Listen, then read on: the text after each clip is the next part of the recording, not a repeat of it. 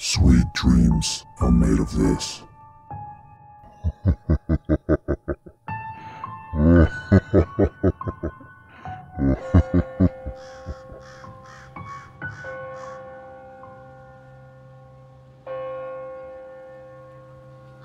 For context, I live in Southeast Asia, and this happened many years ago. I was about 9 when this happened. This was not my first experience with paranormal stuff, but it was the most unsettling. During my holidays, my parents sent me off to a short camp at an old school that has a dormitory built within its premises. We later found out the dorm was built near an old cemetery. Everything seemed normal until the evening.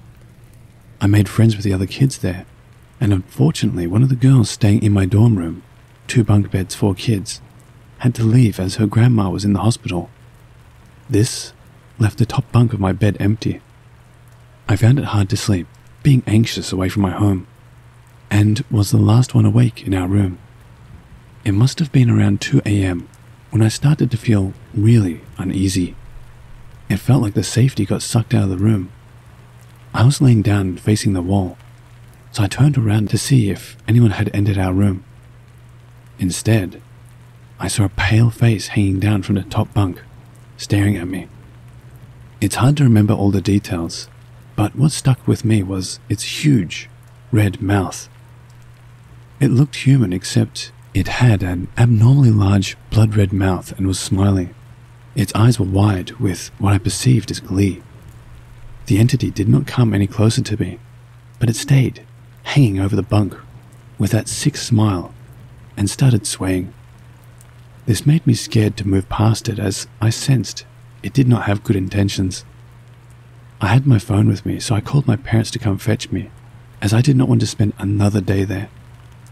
My phone's dial pad glitched a few times, but eventually I was able to contact them, and around 4 a.m., the camp leader moved me to another room. He said I had to stay the remaining 2 nights, as it was part of their policy apparently, but the other 2 nights were peaceful. I spoke to 2 people staying at my first dorm, and they said they slept fine. I tried to search up what the entity could be, but did not really find any conclusive answers. Does anyone have any theories? Edit. I spoke to my mum. She confirmed that the dorm was built on a former cemetery ground, not near a cemetery.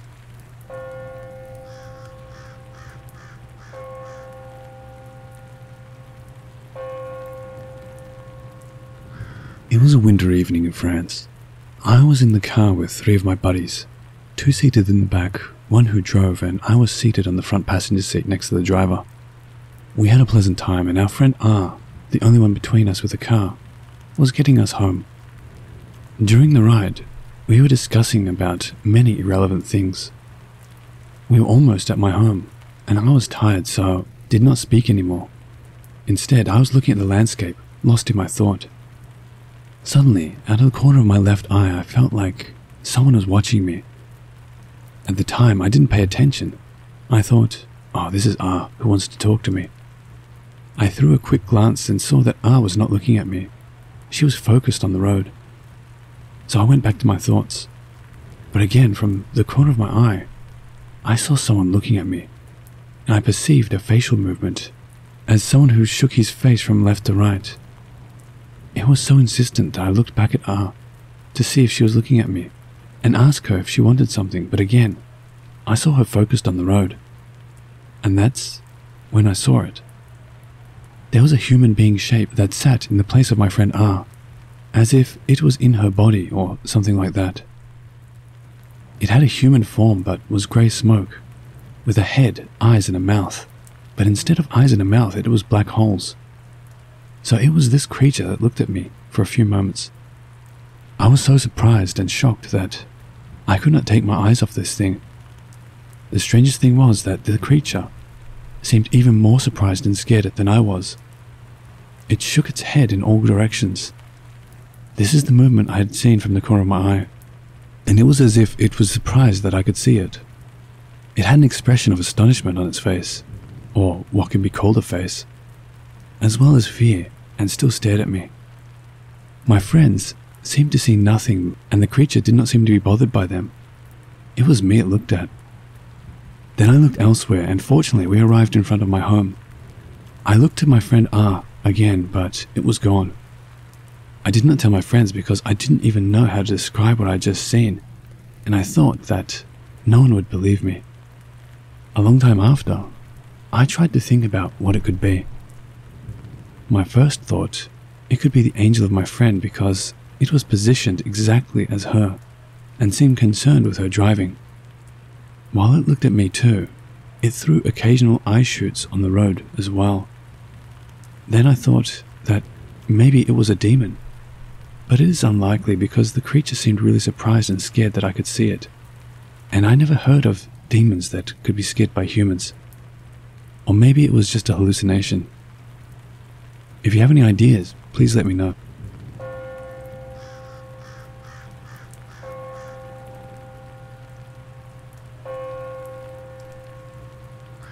Back in 2006, I stayed the night at my girlfriend's, now wife's, house. It was the middle of winter and there was a storm passing through, so my girlfriend and her parents suggested I stay the night. This was a relief since I lived 40 minutes away, and the wintry mixes can make the roads quite icy and difficult to drive on. This is Middle Tennessee. Her parents' house is your typical 60s ranch-style home. It still had the wood panel walls that was common in that era, and creaky wooden floors. I stayed in the spare bedroom that was right across from my girlfriend's. I always have a problem sleeping in different beds, even on vacation, but I'd spent the night once or twice prior to this and knew what to expect. I kissed my girlfriend goodnight, went into the spare bedroom, and fell asleep. I woke up suddenly, hours later, to the sound of slow, heavy, thudding footsteps in the hallway. At first, I thought it was her dad walking to the bathroom. It wasn't. I heard the steps continue down the hallway before stopping at the door of the spare bedroom. The bedroom, occupied by me. The steps continued into the bedroom. The door did not open. My heart was beating out of my chest. Slowly, the steps made their way to the bed and stopped. Internally, I was in full panic mode, but I was somehow able to remain calm. A few seconds later, I could feel it sit or lean on the bed beside me. I was facing the wall, so I really had no idea what was behind me. I managed to somehow move a little closer to the wall. It too moved closer. I quickly grabbed my cell phone and called my girlfriend. I had already figured that whatever was behind me wasn't human, so I didn't necessarily feel physically threatened. She answered after a few rings and I asked her to come into the room. Maybe she thought it was a midnight rendezvous. She walks into the room and a few seconds later flips on the light and asks me what's going on. I turn around and there's nothing beside me. It takes me a minute to collect myself. I brush everything off and make up some story and tell her to go back to sleep. I take out my laptop and play some Christian music, hoping that it'll ward off any future guest. The next morning I tell her exactly what happened. She wasn't shocked. She told me stories of how she and her sister would hear typing in the middle of the night in her dad's office when they knew nobody was in there. She's heard someone run up the basement steps and slam the door shut, and nobody would be there. Her aunt had a similar experience as mine with the footsteps in the hall. She got up to see if anyone was there, and the hallway was empty. To this day, I'm still a little paranoid when going over to my in-laws, especially when I have to go to the back bedrooms. A few years ago, we were living with them in between selling our house and moving to the next home. One evening, I got up in the middle of the night to use the bathroom and am pretty certain I heard someone whisper outside the bathroom door. I've somewhat brushed it off, but the memories are still there. Oh, and apparently, her parents have never witnessed anything after living there for almost 30 years. Lucky them.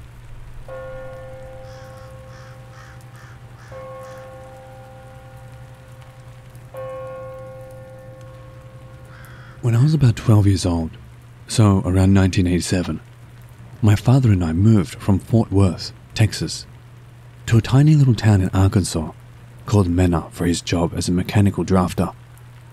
We were only supposed to be there for a couple of months, so his boss helped pay for a weekly tutor to keep up with my education, and he arranged for us to stay in a house that had been built only 5 or so years prior to accommodate previous workers. I remember when we first arrived at this place in the middle of nowhere.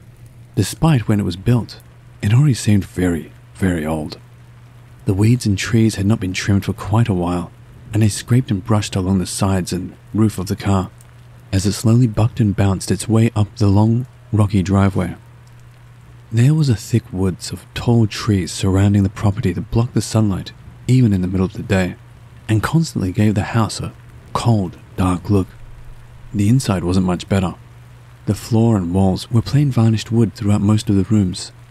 There were electrical lines running through the forest of the structure, but we would come to find out that the electricity would go out randomly all the time, and you might wait hours or days for it to come back on. Furthermore, to my dismay, our TV could barely pick up one static obscured channel, and it was the Public Broadcasting Service, PBS. Needless to say, this was a horrible place for a city kid like me. My dad had to work long hours away from home, leaving me in this eerily quiet dark patch of wilderness without another kid or even another person for miles around. The couple of months that his boss said we would be there multiplied, and every day seemed to be pure torture to me. Even the tutor that came once a week wasn't a relief from the suffocating loneliness. I couldn't hide how uncomfortable I was in that environment, and my dad constantly apologized and said we would leave as soon as we could, but it wouldn't be soon enough. One evening while my father was at work, I was on the living room floor playing with a Hot Wheels and Matchbox car city I created when, suddenly, I realized that it had gotten darker and cooler in the room. Perhaps the faulty electricity was causing the lights to dim and the heater to malfunction, but I also started to feel like something bad was about to happen. It was the sort of feeling like any second there would be a sudden loud clap of thunder or some other jump scare, but what came next was much worse than just that. As I sat there, waiting and listening to the silence, there was another, separate darkness slowly growing in the corner of my right eye. It was like a shadow moving against the wall, about 10 feet away. The feeling of fear had moved into my stomach now, and I was trembling as I turned my eyes and then my head with extreme caution in that direction. I sat and watched as a dark stain, for lack of a better word, was seeping outward from a corner of the room where the wooden walls met the wooden floor. It didn't seem like an absence of light, but an actual change in the color of the wood, and it was growing, slowly but noticeably.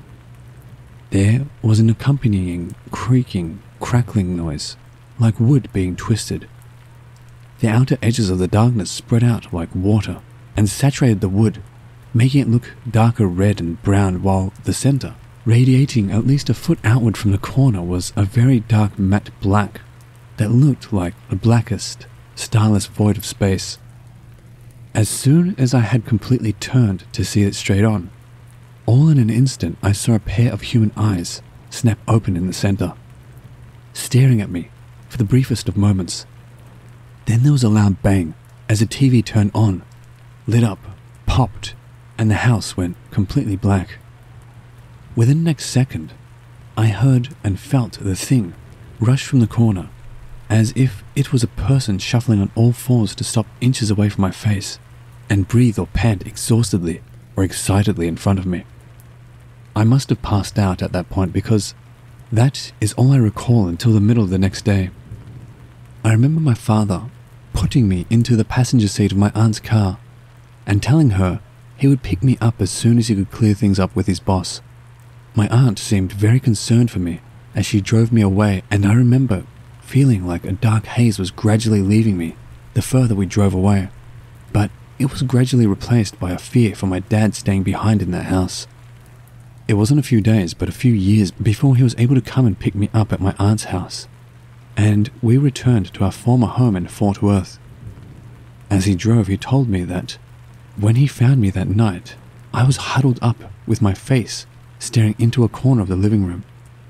When I asked about the thing I saw, he didn't answer my question. He just seemed worried and started telling me jokes to get my mind off it. Years later, in 1996 to be precise, I found myself out of a job and down on my luck. My dad had moved into a very small apartment at this point, so I couldn't stay with him until I got back on my feet and wouldn't allow myself to impose on my aunt again. To my surprise, my father told me that he had purchased the small Arkansas house from his former boss around 1989, and I was welcome to go clean it up and live there as long as I liked. At this point, I had convinced myself that the events of that night, years before, had to be the result of isolation and youthful imagination. Besides, I didn't see that I had much of a choice but to make the best of this. So, on a late fall day, I found myself driving up the broken path to the house. The roadway and the overgrowth had even more time to get out of hand. As I reached the house, I found it, unfortunately, in a severe state of ruin. Vandals or severe weather had broken some of the windows and doors. Rain rotted out portions of the exposed interior, and wild animals had come and gone. It wasn't livable at this point. I would have to accept a loan that my dad offered me and find another place to plant my feet. But out of curiosity, I entered the living room and pointed a flashlight into that corner. There was a darkness. Not a growing, creeping darkness, but a still, dark stain, the same size and shape that I remembered. And in the very center, on the floor, sat one of my old, favorite toy cars. But it looked very beat up and worn, like it had been smashed around on the floor repeatedly since the day the house became vacant. I always took care of my cars, so at first, I didn't think it was mine. It was the only object in the entire empty house other than debris, almost as if it were some sort of bait, luring me to reach out and take it from the corner. And for some reason, I let it. I quickly snatched it up from its resting spot, as if I was stealing a bone from an angry dog. I turned it over in my hand and saw my initials painted on the bottom. It was indeed one of mine. I kept it to this day. I'm not sure why. Maybe as a reminder. Maybe as a curiosity.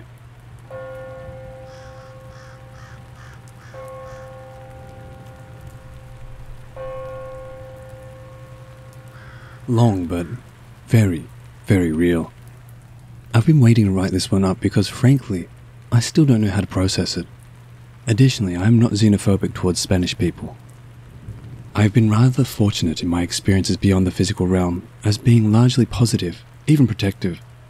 The only times I've ever felt a dark or malignant force was as a sort of warning, like an alarm bell. Kind of like if you were to meet someone and something is just off about them, and instinct tells you to stay away from them. I've had that feeling with both places and people.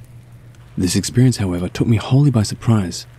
I've certainly found that having my guard down leaves me very susceptible to spirit interactions.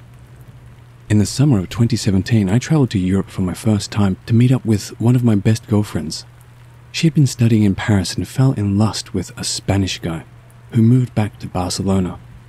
I'd wanted to come visit her in Paris, but she asked me to meet her in Barcelona, and we would then travel to Paris together.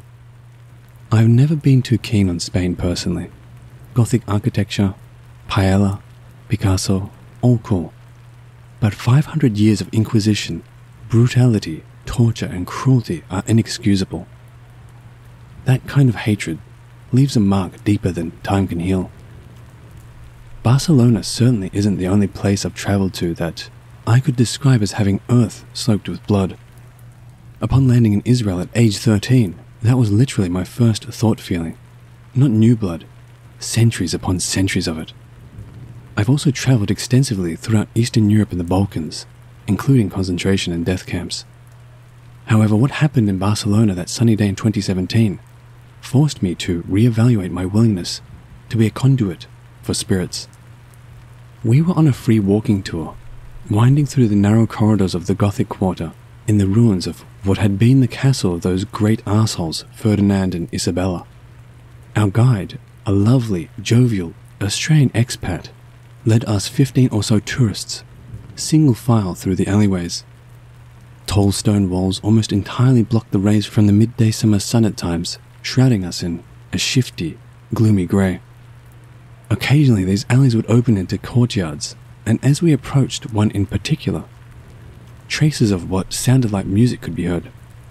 As we were at the mouth of one particular courtyard about to enter, our guide lowered his voice to a hush and told us to have a seat on a low stone staircase and just chill, rest, and listen for a few minutes.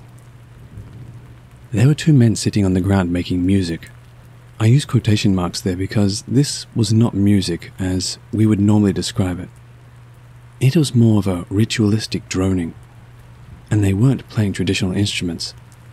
One man had a plastic bucket, and the other a palm frond.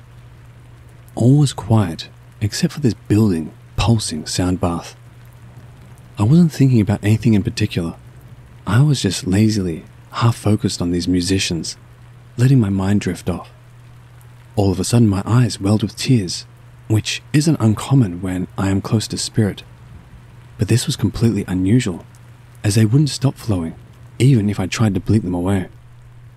Tears started streaming down my face and neck, soaking my shirt. My face literally became a faucet, made even odder by the fact that I wasn't feeling sad or even overwhelmed by a particular emotion yet.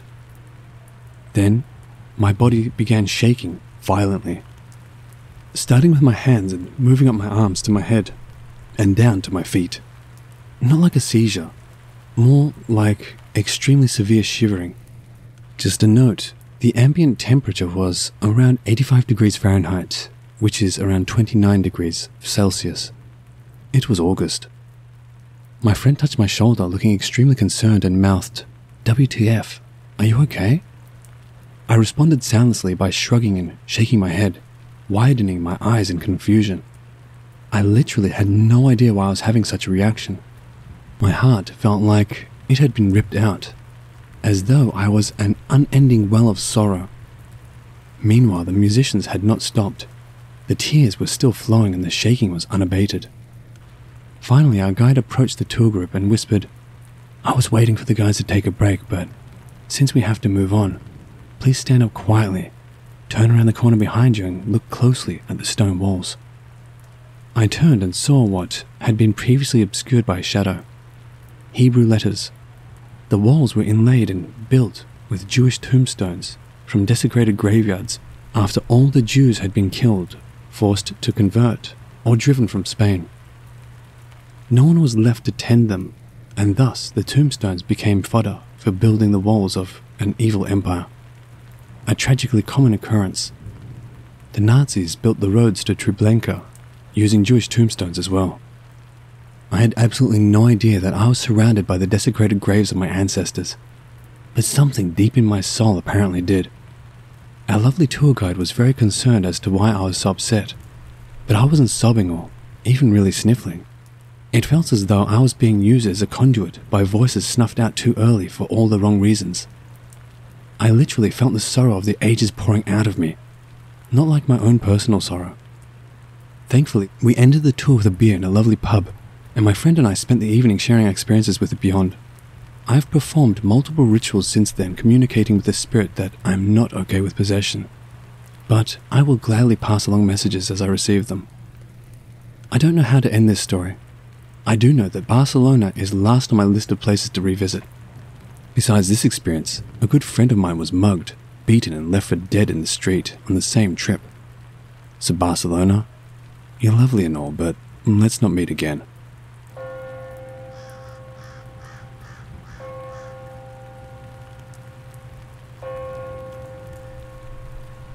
When I was about 15, I was hanging out with my friend, Richard. His family was having their annual family cookout, and they had it at some park I've never been to. It was your typical family cookout, so pretty boring stuff, until Richard's cousin Cindy showed up. Trust me, if you were a teenage boy, you automatically liked Cindy. We were pretty much the only teenagers at the cookout, so it was just us three hanging out for the most part. Eventually, we went on a walk and got carried away just talking about random stories. We were deep in the woods, across from the park where the family was. That's when we came across an abandoned house right in the middle of the woods. Just the sight alone was enough to make any normal person turn the other way. But apparently 3 teenagers thought it would be a good idea to find a way in. Surprisingly, the front door was cracked open a bit, which should have been a warning sign, but we took it as a welcoming and we entered easily. The place was dark, and the first thing we noticed was the trash bags all over the floor. I mean, we could barely move around because of how many bags were all around. It definitely added to the creepiness about the house. As we looked around the open area, there was one thing we saw that stood out. On the rusty stove was a toy troll, one of those trolls with the long hair and the jewel in its stomach, or whatever that thing was. I don't know why, but it gave me the goosebumps just looking at it. I felt almost like it was watching us, as crazy as that sounds. We checked around the main floor of the house and basically the place was empty and dark. Then we saw the stairs that led to the upper part of the house. Now, I can assure you that we checked all the rooms on the main floor. Bedrooms, bathrooms, closets, all empty. As we started to head up the stairs, Cindy stopped us, claiming she saw something moving down the hallway. All three of us backed away and looked down the dark, narrow hall that we had recently just been through. We watched as a red balloon with a string attached appeared out of the darkness, floating towards us. I don't think the balloon itself is what creeped us out. It was the way the balloon was floating. It would slowly drop down, then float up, then move left, then right, still moving towards us. Down, up, left, right. There were no windows open, no gusts of wind. Something else was moving this balloon. I 100% believe that. It moved in this pattern until it passed us and bumped into the wall. We started heading towards the entrance door that we came in through. We made it out safe, but the whole way back, I had this eerie feeling. It just didn't make sense to me. We checked the whole first floor. That house was trashed and looked like it had been abandoned for years. How did we miss a red balloon? How was there still a balloon with air in that house? Why did it move that way?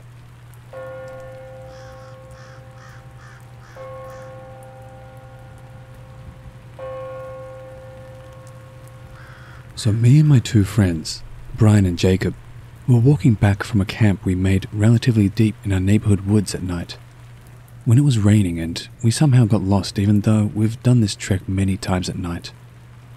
When we stopped to take a rest, my buddy stepped on something hard sticking out of the ground. He picked it up, and it turned out to be a sword. Not a very impressive one, just a cheapish katana. And after joking it was haunted and used for murder, Brian kept it. A couple of days later, Brian hands me the sword while I'm at his place and says he wants me to have it. I notice he drew a cross on the sheath with permanent marker. I find it weird, but don't mention it and take it home.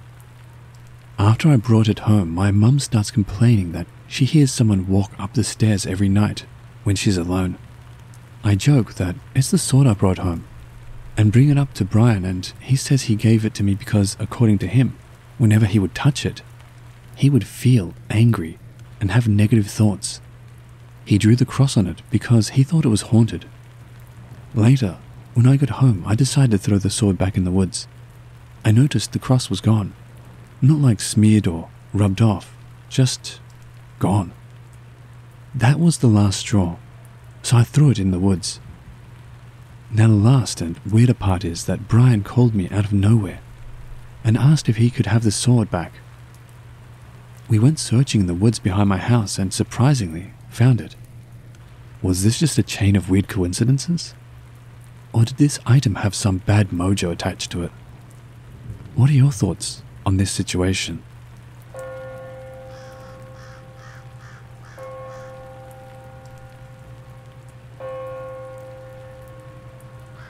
A day ago, on Saturday, August 31st, I go to bed and my bed literally had nothing on it that shouldn't be there.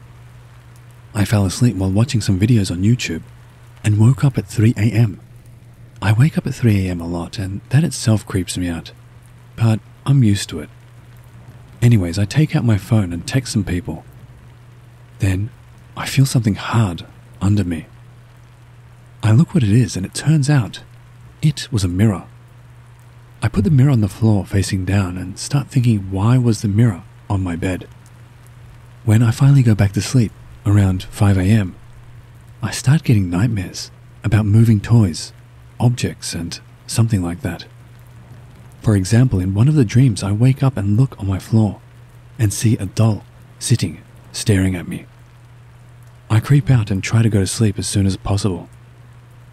The dreams I had felt so real, I can't even be 100% sure if they were dreams or not. But I think they were just dreams. When I wake up around 10 a.m., I ask everyone in the house that if they had put the mirror on my bed. I even asked my niece, who was visiting with my sister. I asked my niece if she had been playing with the mirror at all. She said no. Some time passes, and I start doing other things. I had my cat's brush on my chair, and it falls on the floor. I didn't really care about that at all since I had other things to do. Then, when I later go in my room, and I needed the brush, it had been moved to a different place. It was still on the floor, but it was far away from where it fell. Again, I asked everyone who could have possibly gone into my room and used the brush if they had put it there. They said no. That kind of makes me feel weird. Do you guys know what this could mean?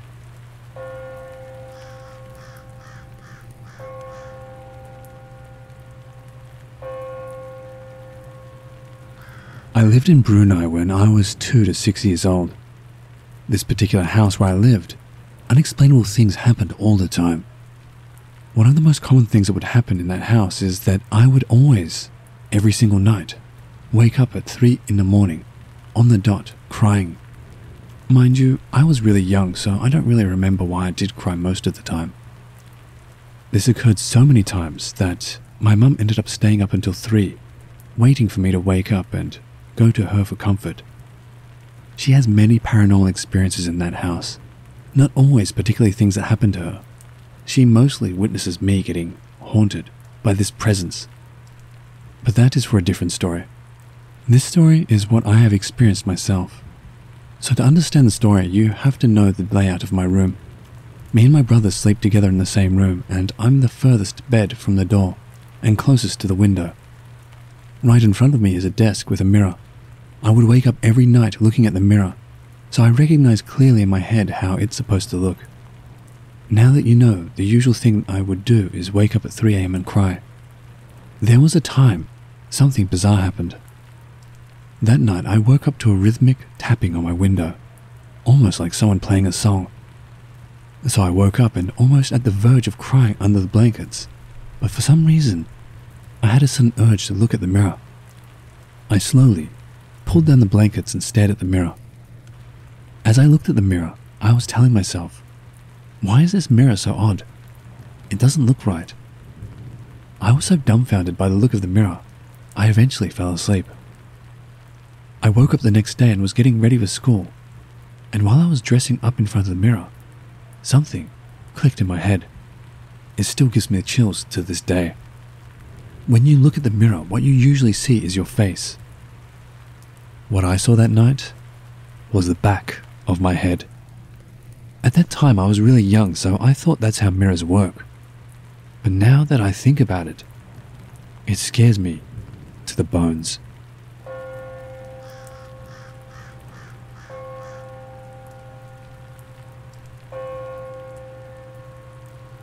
My ex and I were managing and maintaining an old apartment building. Tenant in Unit 16 gets tossed, and we go to prep for showings, tearing up carpet, paint and epoxy the tub, paint, garbage, etc. I come across this vase, sitting by the support beam. Nothing wrong with it, too nice to throw out, decorated with roses and cherubs. Me, what should I do with this vase? I don't see a reason to toss it. Ex, the one sitting on the floor? Put it back in the kitchen where I left it. Odd statement, but my ex has a funny way of processing info, so I put it back in the kitchen. We worked a couple more hours, took all the tools and cleaning supplies with us, left the vase in the kitchen, locked the door and went home for the night, which was 2 floors down. Come back the next day to finish up final touch-ups, The vase is back on the floor. Double check the keyring. We have both sets that the tenant surrendered. Picked it up and put it back in the kitchen and press on. Change the lock. New doorknob. New deadbolt. New keys. A week or so later, awesome new tenant takes the place. Vase is nowhere to be found during the walkthrough. Sign lease, give him the keys and press on. 3 days after move-in, tenant knocks on our door. Hey, can I get a new lock on my door? He just replaced it. It is a new lock, but yeah, we can do that. Everything okay? I think someone has been in my place, but nothing's been taken. Thanks. Next day, tenant comes to us. New lock gets installed in front of him, so he knows there is nothing sketchy.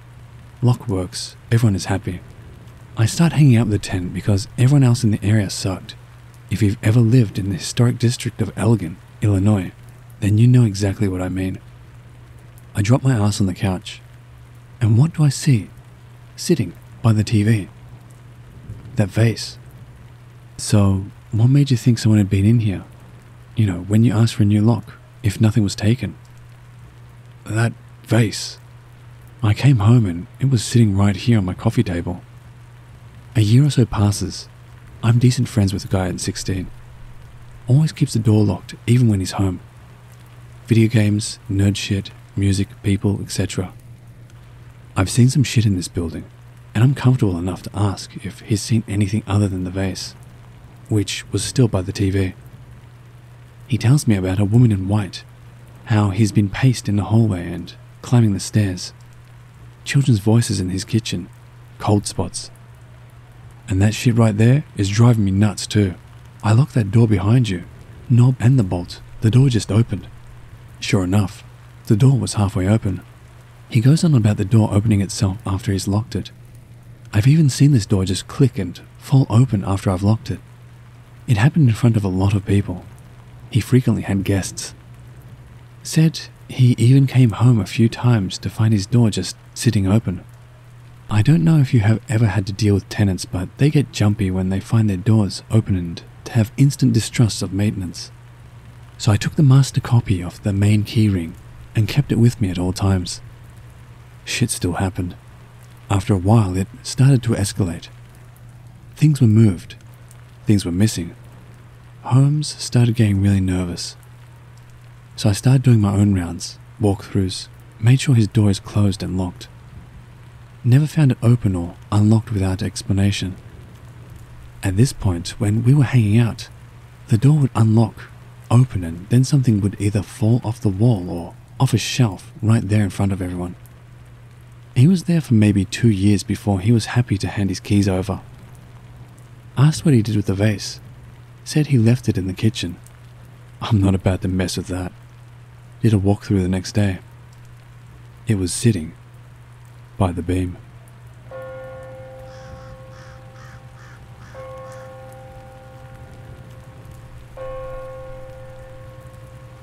I'm not really a believer in the supernatural, but I've had 2 or 3 unexplainable experiences that give me goosebumps to this day. One of those very experiences happened to me and my family back in 2009 when I was in high school. A few weeks prior to this, my whole family and I had gone through an extremely traumatic experience where we were tied up and robbed at gunpoint by 5 men in our home here in Johannesburg, South Africa. It was a fairly big house and we each had our own rooms, but my 2 sisters and I decided to put our mattresses together in the living room and sleep there till the end of the month before moving to our new home where we felt safer. All of us were already terrified being in that house, and what we heard that night just sent us over the edge. We all went to sleep around 8 p.m, and our little dog snuggled in amongst us. At the entrance to the living room in this house, there was a strange black glass mirror/wall that was about 1 meter wide and 2 meters tall. This glass always freaked us out because it seemed to have no purpose. You couldn't really see your reflection too well in it, as it was really, really dark, and our dog often barked at it for no reason. At this point, we didn't care about the glass wall, and we were more scared of real intruders, so we put our silly fears aside and set up our sleeping area right in front of it. We were all sleeping soundly, and at around 3 a.m., all of us woke up at the same time to the sound of what I can only describe as a painful, long, ominous moan.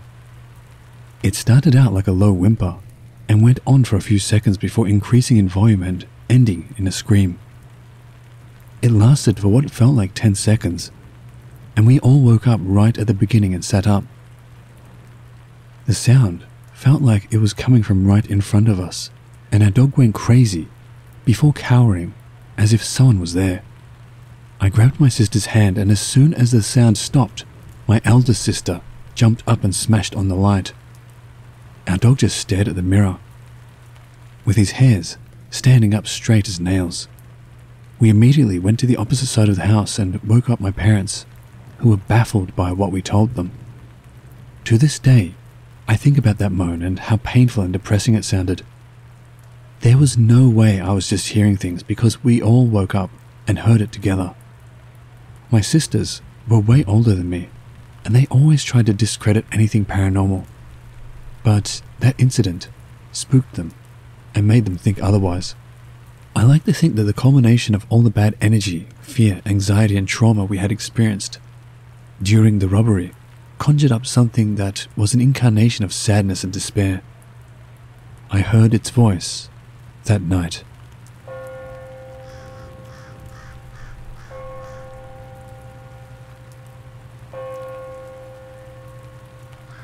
During my undergraduate study, I volunteered at my college's radio station. Its greatest feature was the fact that it offered 24/7 live radio broadcasting, barring a handful of pre-recorded shows. How, you might ask, did the station get volunteers for the grueling early morning shifts, like 3:30 a.m. to 6 a.m.? Well, they made trainees do it. As an amateur DJ looking to move up in a time slot, I had to slog through 8 of those early morning shows, full of caffeine and a genuine love of the job.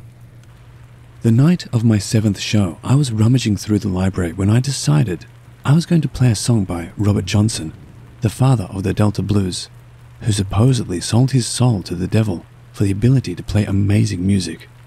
I had only recently discovered his work and was pretty eager to share it with the radio audience, even if no one was really listening. The song I wanted to play was Crossroads, probably his most famous number, which seemingly describes the fateful encounter between Johnson and the devil at a crossroads in the Delta. After rummaging through the library, I finally managed to discover a beat-up vinyl of Robert Johnson recordings that looked like it had been in the station for decades. As I was pulling it off the shelf, a volunteer I had never seen before rounded the corner of the aisle and stopped, staring at me.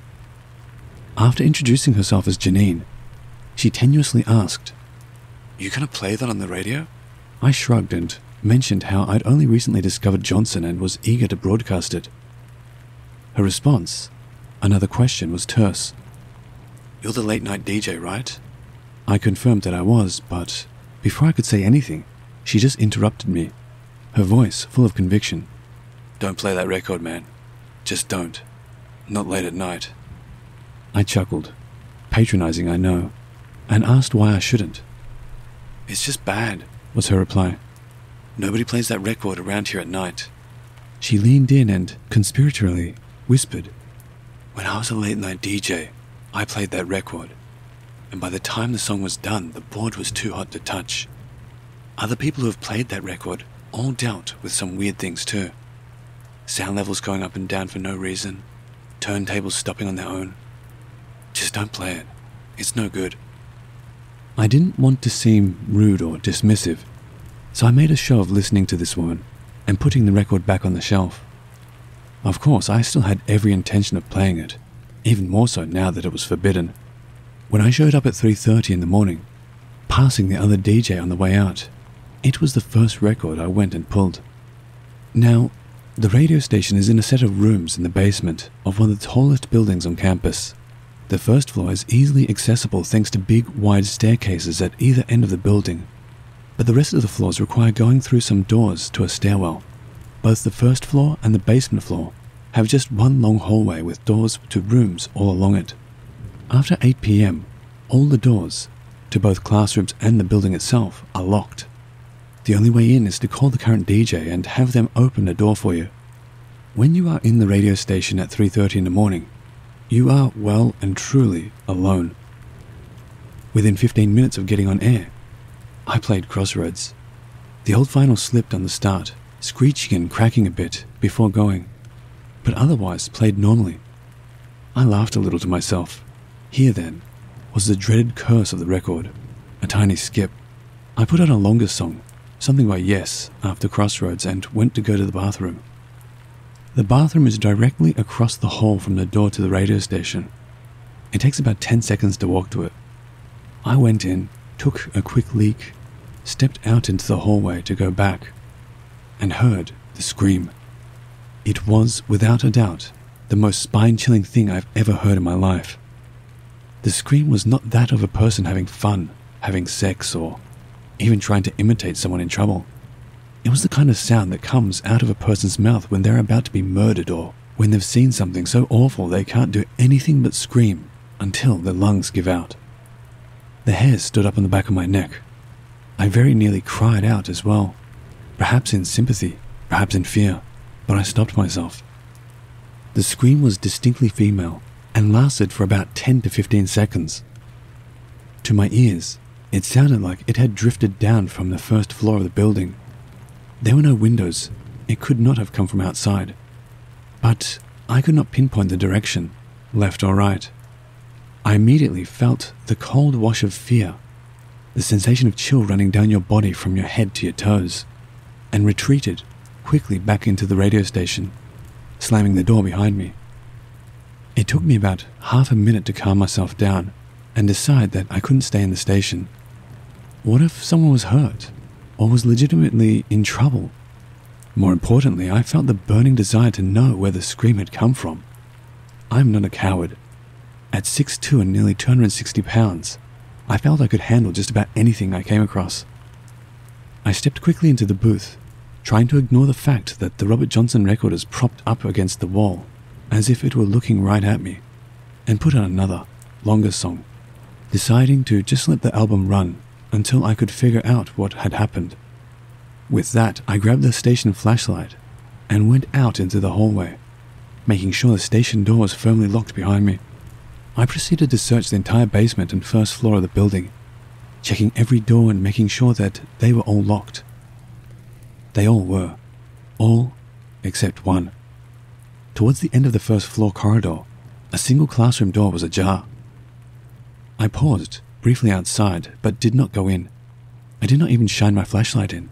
I merely stood outside, in the halogen lights of the hallway, looking at the gap of darkness.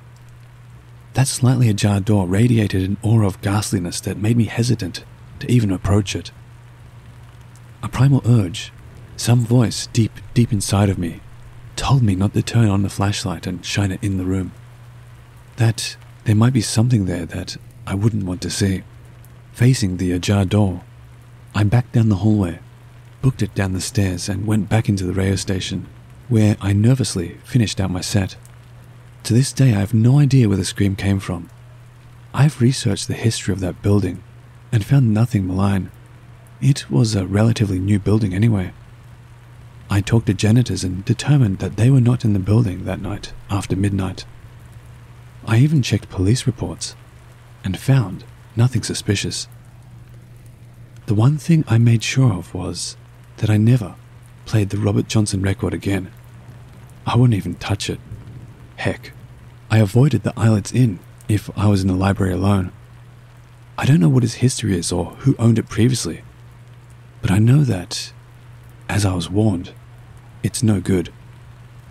All I can say is this: if you ever find yourself as a late-night DJ at a college radio station in California, don't play that record.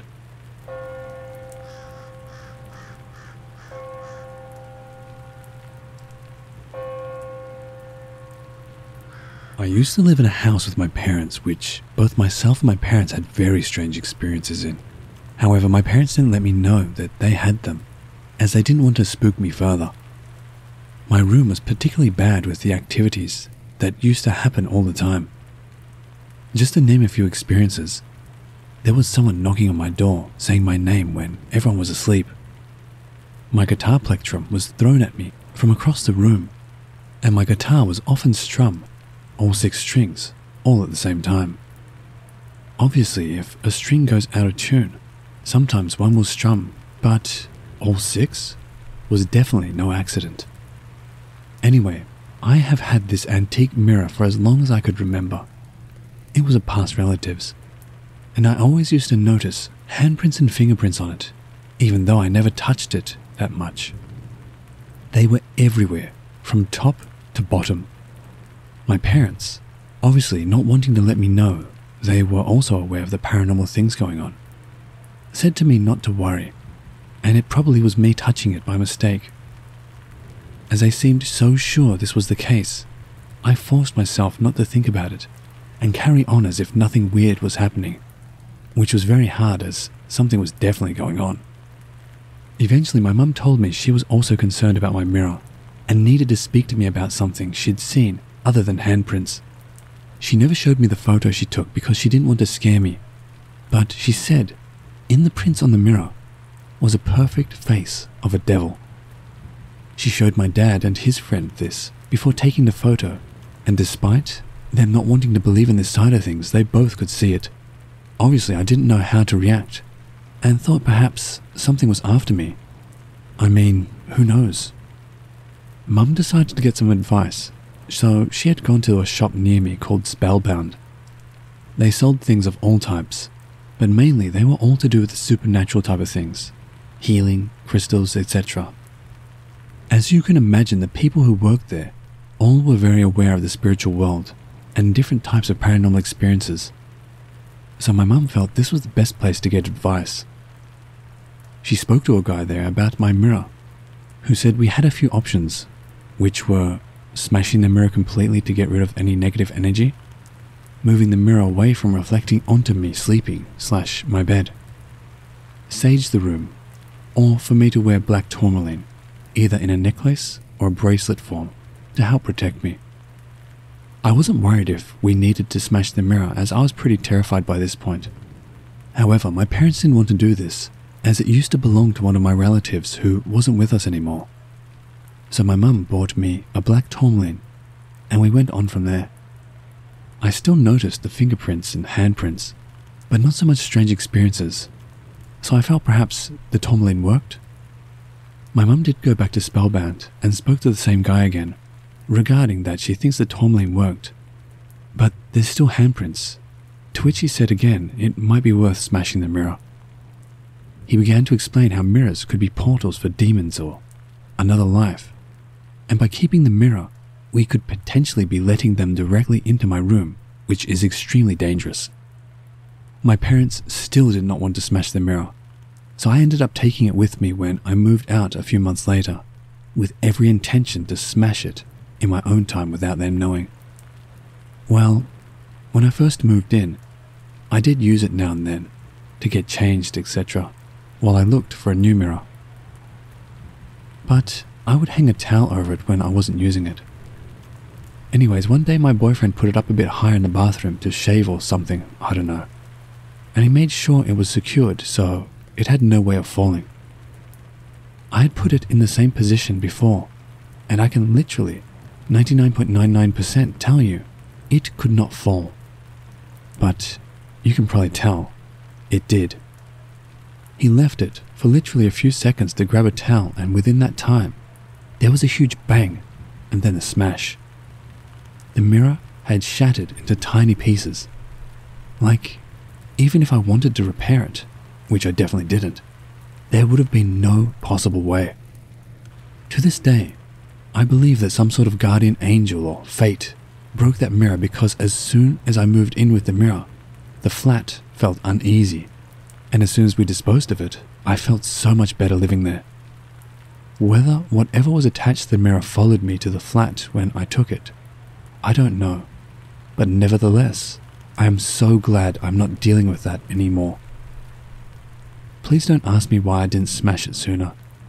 It's hard when you're under 18 living with your family and try and get your way. Sorry for the long post.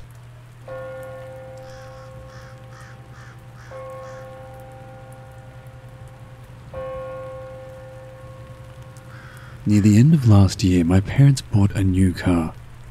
Not going to say the make or model, but it was only a few years old and appeared to have been barely used. It's a 4x4. My mother wanted a Range Rover, but my brother has a grudge against mainstream makes for some reason and put her off. To put it simply, ever since they bought this car, my life has fallen apart. The first piece of bad luck happened only a few weeks into ownership. Not even with a 10-foot radius from the car.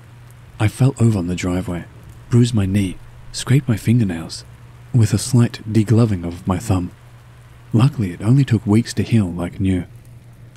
The next sort of serious thing happened back in January of this year, on a dark country road. An unknown object struck the B-pillar with force. Lucky the model has big B-pillars, or the window probably would have smashed. The object took the paint off. Then comes along February. In this month alone, the car was involved in 3 minor accidents. February 10th, struck debris on a highway, damaged the bodywork and paintwork, cracked brake light, paint stripped off the bottom of the door. Never determined what the object was, but it was like a ball on a chain, making the car violently jump and produced loud clicking noises. It destroyed the wheel well. It was so bad that I expected the door wouldn't open easily. Later in the day, the tire alarm went off as whatever it was, it created a slow puncture in the tire. What's even strange about this accident was that it occurred 10 or 11 years after my mother's funeral, where on the way to it, the rear right tire gave out. Same tire. And a few days after the accident, my mother noticed a robin perched on the rear right tire while the car was parked. My mother always believes that robins are her mum, and my dad pointed out the connection. February 19th, speeding fine, though I struggled to make any connections. February 28th, rear right interior door handle snaps in half with normal use. February 29th, sideswiped by another car while parked. Insurance details exchanged. Then in March, the family imposed quarantine due to this strange virus. And then the big lockdown hit. Since then, and the easing of the lockdown, the car hasn't been involved in anything serious. Though lockdown tore my life apart and I'm still trying to get back on my feet. My life literally fell apart after they bought this car. I find the whole thing really strange. Feels like the car was trying to tell all of us something. It's strange how 3 of the accidents damaged the right side of the car, but the side swipe was on the left-hand side. The robin and connection to my mother's funeral was also strange. I will appreciate any closure, be it coincidence or not. It's very strange.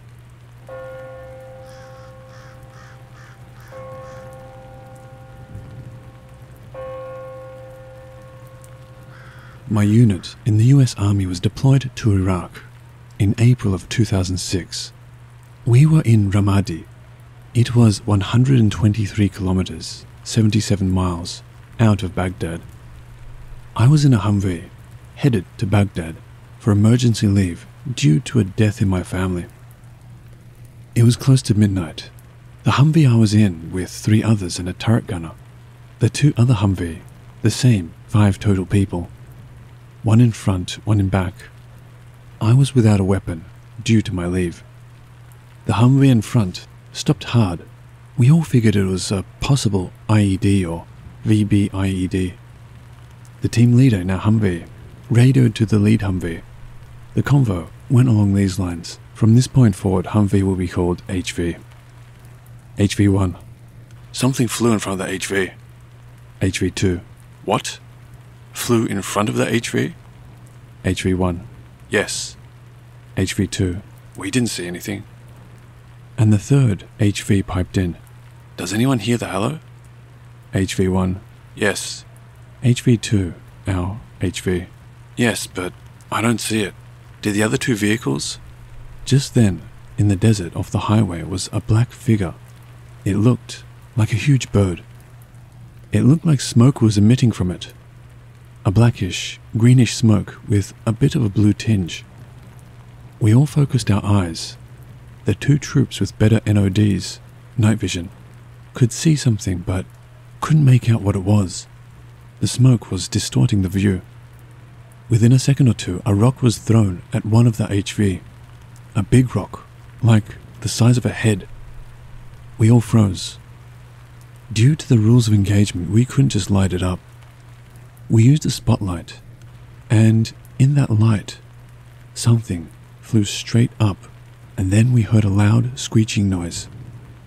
Within a minute, it was over. We all sat there in a state of shock, curiosity, and panic. When we got to Baghdad, the translator that they were picking up to bring to the Marines that were with us, he said, "Sounds like you encountered an ifrit." Team leader said, "A what?" Ifrit, a winged Djinn. We were all a bit speechless. We chose not to disclose to our command about the winged thing, as battle fatigue, now known as PTSD, was a career killer at this juncture. It's been 13 years since this happened.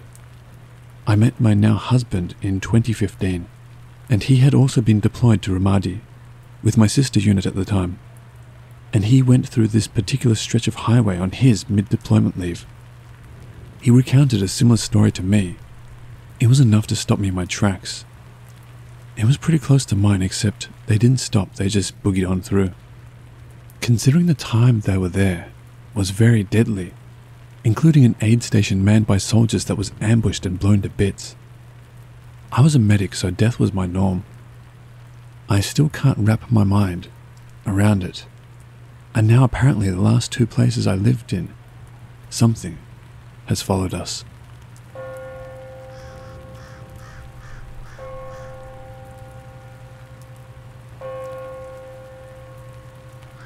My uncle's a Navy engineer captain, but was an engineer with the Army for 3 years before that. During that time, he was deployed to Iraq. It's not a time that he likes to talk about because it was, as he put it, some of the most disturbing time in his life. Me and him never really talked, mostly because he is very much a Catholic who thinks my more pagan beliefs and theories are strange. Also due to my dislike of the military structure as a whole. Don't get me wrong, I respect soldiers, not the system they are serving under. But a while ago, he gave me permission to talk about this because he was curious about my take on it. In his first deployment, he was serving at a base where they would deploy drones from frequently. One night, reports came in of large enemy movement into a very close by abandoned mosque, so they deployed a bomber that obliterated the building. The next day, an elderly man showed up at the base, demanding to be told why the mosque was destroyed. The man was frantic and enraged, apparently having come several miles just to come to the base. He had worked at the mosque as a young man and claimed it wasn't primarily a mosque but a prison.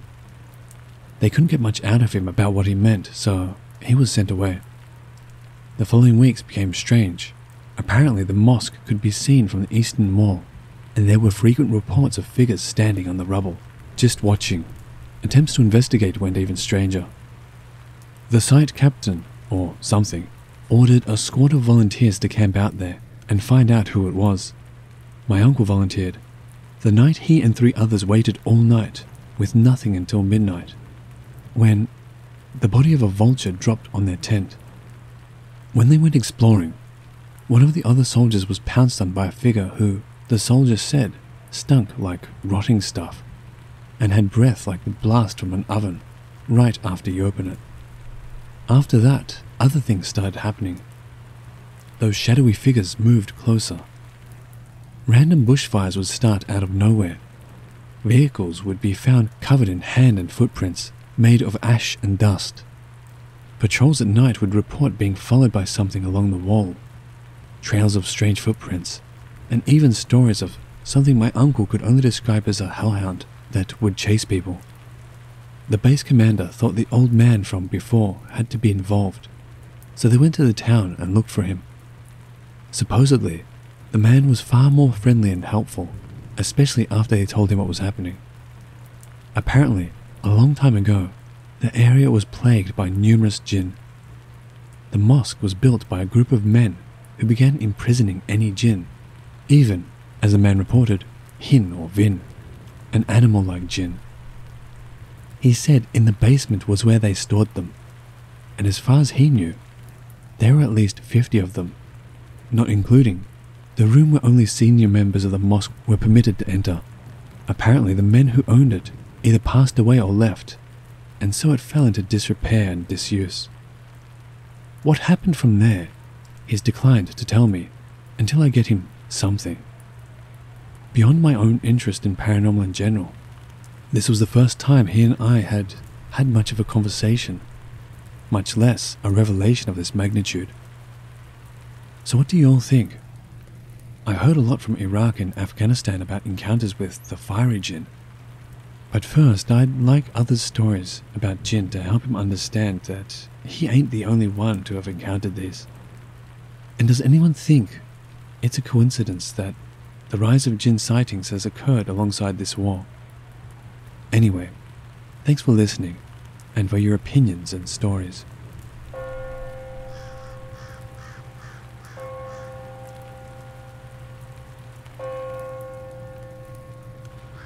The Djinn explained.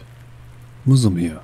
I keep seeing comments from people asking what Djinn are, so I decided to write a concise post. This isn't a comprehensive post, but the intent is to shed some light on an otherwise confusing topic. We refer to what Christians call demons as Djinn. They are one of the 3 intelligent creations of God, the other 2 being humans and angels. The Djinn were created from smokeless fire. Some suspect this means electricity or other electromagnetic property. Humans were created from clay, carbon and water, angels from light or photons. Humans and Djinn enjoy the right to free will, but angels are restricted to the obedience of God. Some Djinn are good, some are pure evil, but most are kind of in the middle. In Arabic, the evil ones are called shayateen, which is plural, or shaitan, singular. So in English, Djinn translates to demons. Shaitan translates to Satan or devil. Iblis, Lucifer, is important to the story of the Djinn because he leads all of the purely evil shayateen. He was not the original Djinn, but he was the best in worship of God from the Djinn, and he held a high position due to his devotion. However, when God announced the creation of Adam as his best creation, he grew jealous and arrogant. He felt man was an inferior creation, and that his worship of God for thousands of years was evidence of that.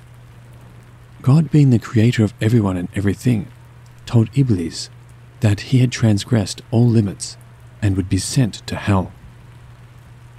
He asked for a reprieve before his sentence so that he could prove himself how easily he can cause mankind to be led off the path of worship of God. God granted it to him. The forbidden apple was bit. Adam and Eve were sent to earth. You know the story, and so here we are. So back to the Djinn. They existed far before humanity ever arrived on earth, and they were great in numbers, but alas, they couldn't get along and had great wars amongst each other. This caused all kinds of destruction to earth, and as a consequence, their populations dwindled and humanity flourished. They ended up establishing small tribes across the remoter regions of earth.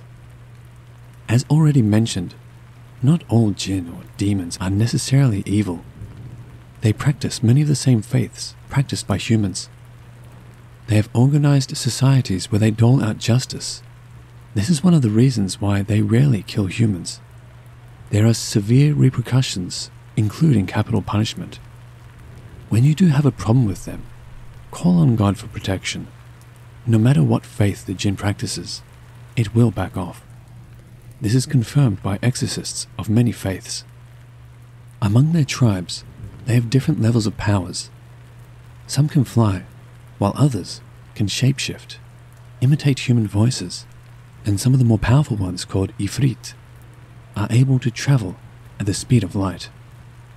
Most, if not all, the paranormal phenomenon we read about, ghosts, UAP phenomenon, orbs, spirits, skinwalkers, fae, dogmen, wendigo, Sasquatch, Muslims for the most part, consider them all to be some form or another of Djinn. Other tidbits about Djinn. There are several classes of Djinn, each with their own degrees of indifference or hostility towards humans. They cannot be seen in their original form. Whatever we see is whatever form they've taken on, the form they want us to see. One of the more common types of Djinn, called Hin, takes on the shape of a snake, black wolf-like creatures, or other animals. Some of them are thought to consume bones, feces, or rotting flesh for sustenance. It's suspected that this is the reason for the foul odor experienced by people when they encounter or feel the presence of them. There is a misconception that you hear often about how Djinn reside in the Middle East or Eastern Hemisphere. They're everywhere. Again, they simply go by different names, depending on the culture. They are reclusive and territorial creatures, and prefer to be left alone. They're likely to live in remote regions like forests, deserts, and oceans. You can even find them in uninhabited attics, caves, or burrows. Another place they dwell in are bathrooms. Remember that feces bit? If you encroach on their territory, you'll run into problems. They most likely tend to be mischievous in nature and enjoy spooking humans to get them to leave their dwellings. Some of the truly evil ones will scratch humans or possess them, but the most rare and dangerous ones are called ghouls. They'll cause humans to get lost in deserts or forests, leading to their deaths. Possible missing 411 explanation? Muslims believe that the witches use certain types of Djinn to do seemingly miraculous or malevolent activity for their bidding. During the era of Prophet Solomon, witchcraft and magic had become rampant among his civilization, so much so that it became a real nightmare for his people. So to solve this, a covenant was made by him and leaders of the Djinn that they will not interfere with the affairs of mankind. Despite that, there's some who will not heed the terms of that agreement. Oftentimes will remind the offending Djinn of the agreement made with them. Muslim scholars will advise to exhaust all natural explanations before performing exorcisms or cleansing of a home. Do not use violence against them, as that can give them a reason to do the same to you. Always invoke or call on God to protect you from any kind of interaction with them.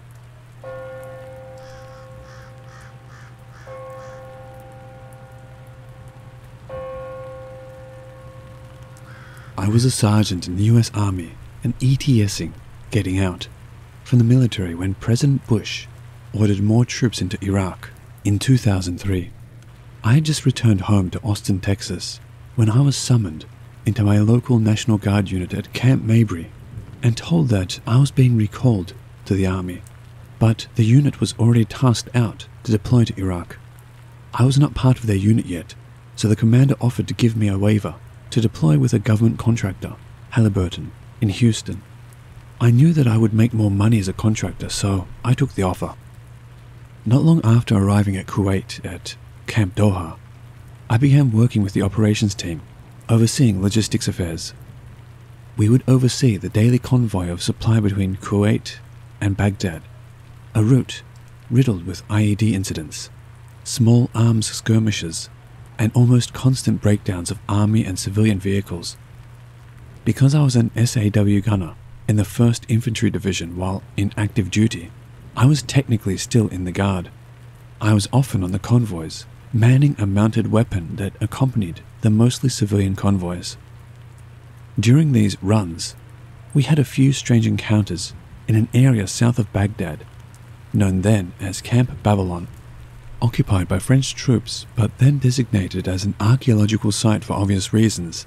Camp Babylon was set up in the area that was said to originally be inhabited by the famous Tower of Babel. Indeed, there were ruins there that did look like a massive structure once stood at that spot. I had 2 strange incidents happen to me while passing through there. The first incident seems a bit benign, but sets the mood for the second.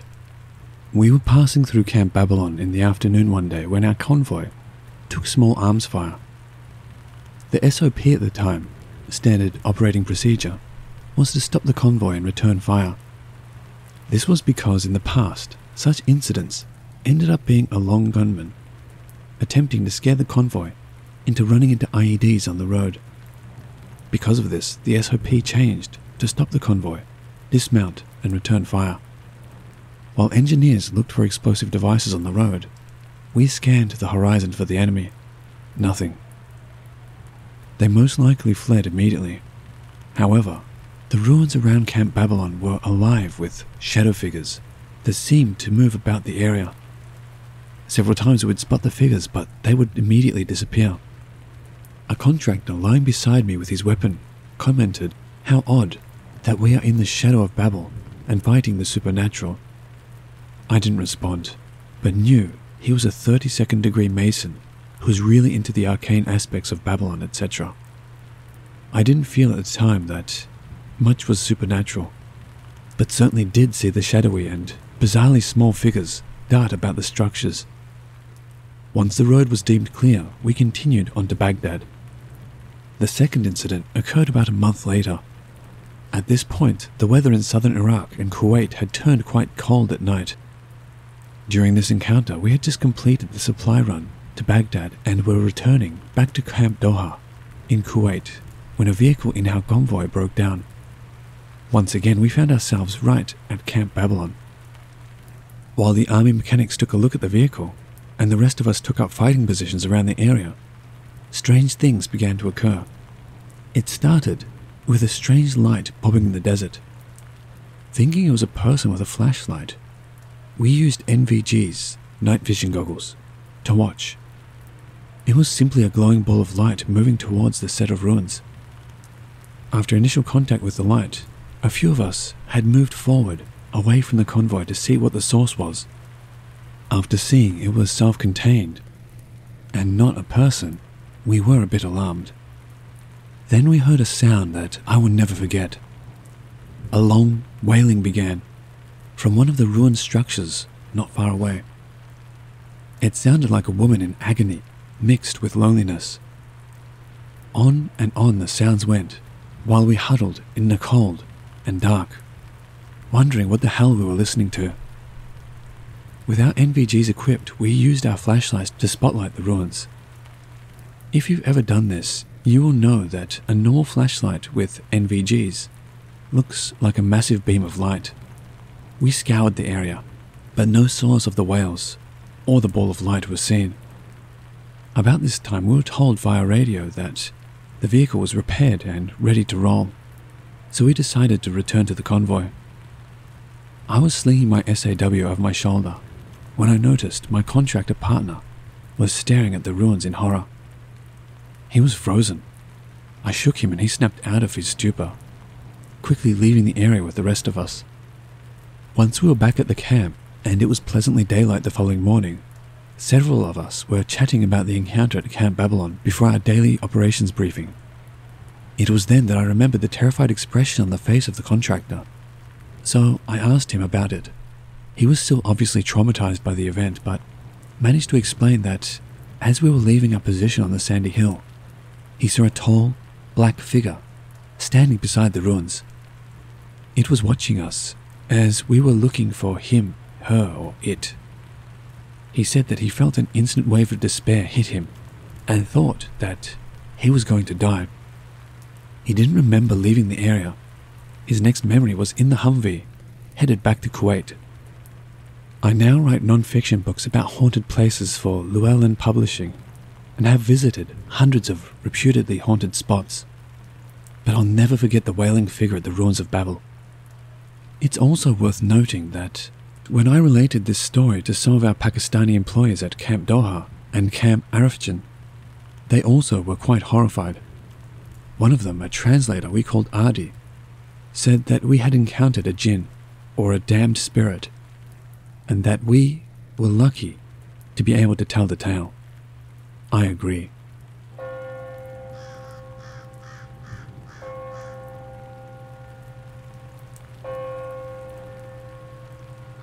I'm a journalist living in Turkey.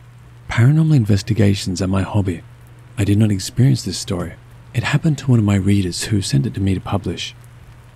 Here's the story. I live in a village in Zonguldak. My name is Dilaver. When I was a kid, The women in my village usually gathered in a house at night and told horror stories about jinns. Thus, they unnecessarily scared themselves. Since I was a kid, I used to go to these meetings with my mother, listen to the stories and be influenced by them. Our village is an old mountain village which is neglected and secluded. The entire village is on a slope. There is no single flat road. There's no lighting in the streets either. But there is a mill at the entrance of the village. My mother and her friends used to go to the mill in the morning and make cornmeal until the evening. There were cherry laurel and fig trees around the mill. One day, I went to the mill with my mother. The day had not dawned yet, and it could be considered night. We put sacks of corn in the mill to grind and make flour. I had to pee, and the mill did not have any toilets. I went to pee under a fig tree. After I peed, I went back to the mill again.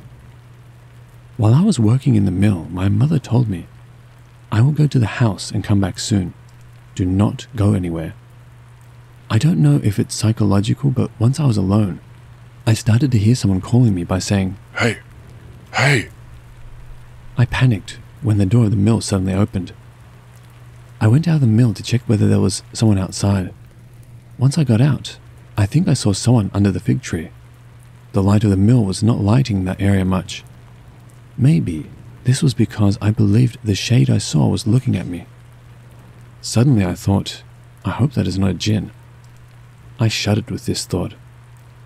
I went back into the mill and closed the door. However, it opened again. I panicked when the door suddenly and harshly opened again. I didn't know what to do. Instinctively, I wanted to get out and run as fast as I could. When I got out to do this, I saw dozens of shades around the mill and in front of me. I went back in, entered the mill and sat down. I started to say prayers I remember while crying. I lost myself with fear. During this time, my mother arrived and took me home. I bruised the arms of my mother with my nails. However, I didn't even realize it. When I returned to normal at home, my mother, father, and other members of my family asked me what happened and why I was so scared. I couldn't tell what I saw to anyone, just because I may feel the same fear again while telling it. In the following days, I wanted to forget the shades I had seen, but my nightmares didn't allow me to do so. In my nightmares, someone was constantly trying to strangle me. These dreams were so real that I usually woke up out of breath. I had these nightmares every night when I went to bed, without ablution. My family, who noticed that I lost mentally, took me to the imam of the village mosque. They told him about me. However, the imam didn't see any problems in me. He told me that I'm okay and the problems I suffer could be psychological. However, I was not crazy. My family thought mosque imams might not understand such things, so they took me to another hodja. This hodja was experienced in jinn haunting and reversing spells. This hodja put a bowl of water in front of me when we went to meet him, and he said, "Now look at this water carefully. If you see something in the water, tell me what you see." I swear, I saw the ones who strangled me. I told what I saw to the hodja. I answered the questions of the hodja. In the end, the hodja gave me a vefk. He said, "You have to carry this vefk on you. Jinns cannot approach you as long as you carry this, and they cannot harm you. However, if you take it off or lose it, they will haunt you, and they can even kill you." I've been wearing that vefk for years as a necklace. After that day, I had no problems with jinns. The problem is, I lost that vefk a few days ago. I don't know what to do. Here are a couple of explanations of some of the themes in the story that you might not be familiar with. 1. According to some common Turkish popular beliefs, the surrounding of the fig trees are one of the places where there are many jinns. Therefore, people often avoid getting close to fig trees, especially in the evening. It is believed that peeing under the fig tree causes jinns to haunt the person. According to a linked belief, people who will fall down from a fig tree will certainly be disabled or die soon. 2. Vefk. It is a kind of talisman crafted by writing letters and numbers, which are believed to have powers and effects, into square and rectangular shapes in certain mathematical equations.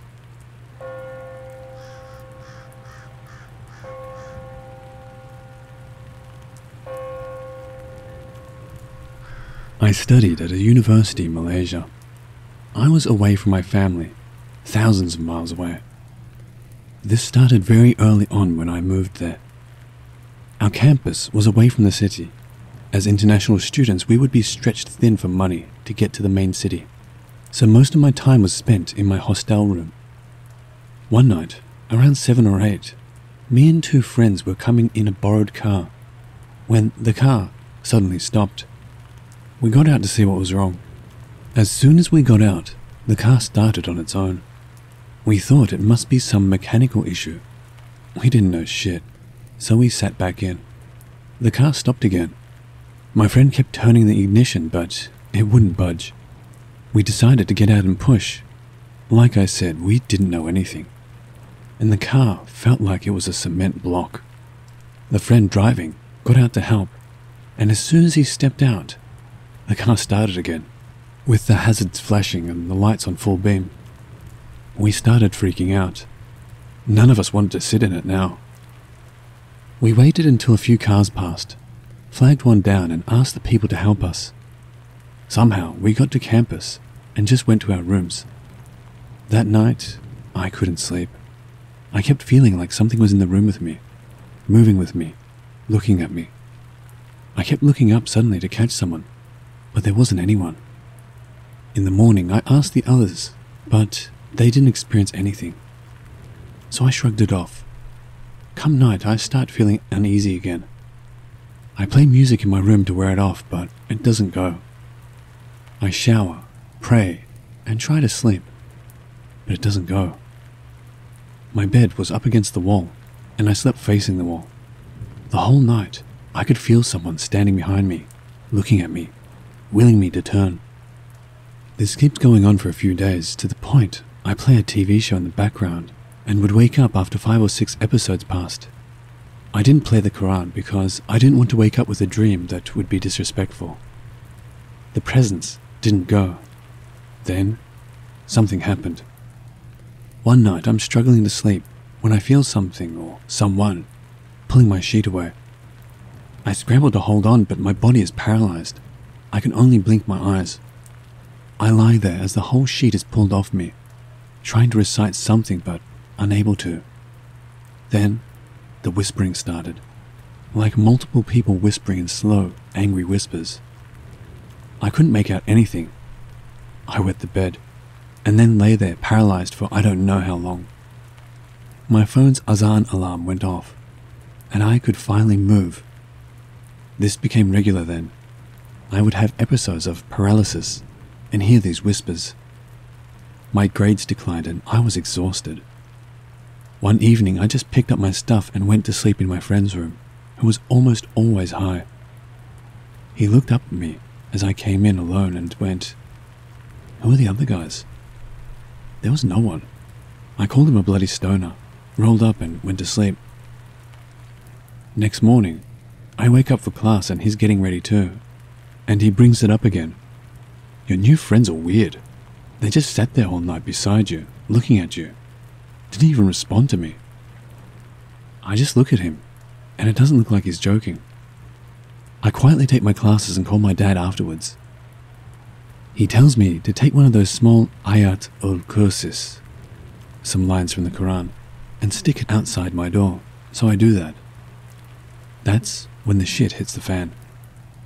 I don't want to change my room because it's a long process. I'm angry now because my space is being invaded. I have the ayat al-kursi, and I've lost my patience. That night I sleep soundly until there's a loud knock on my door.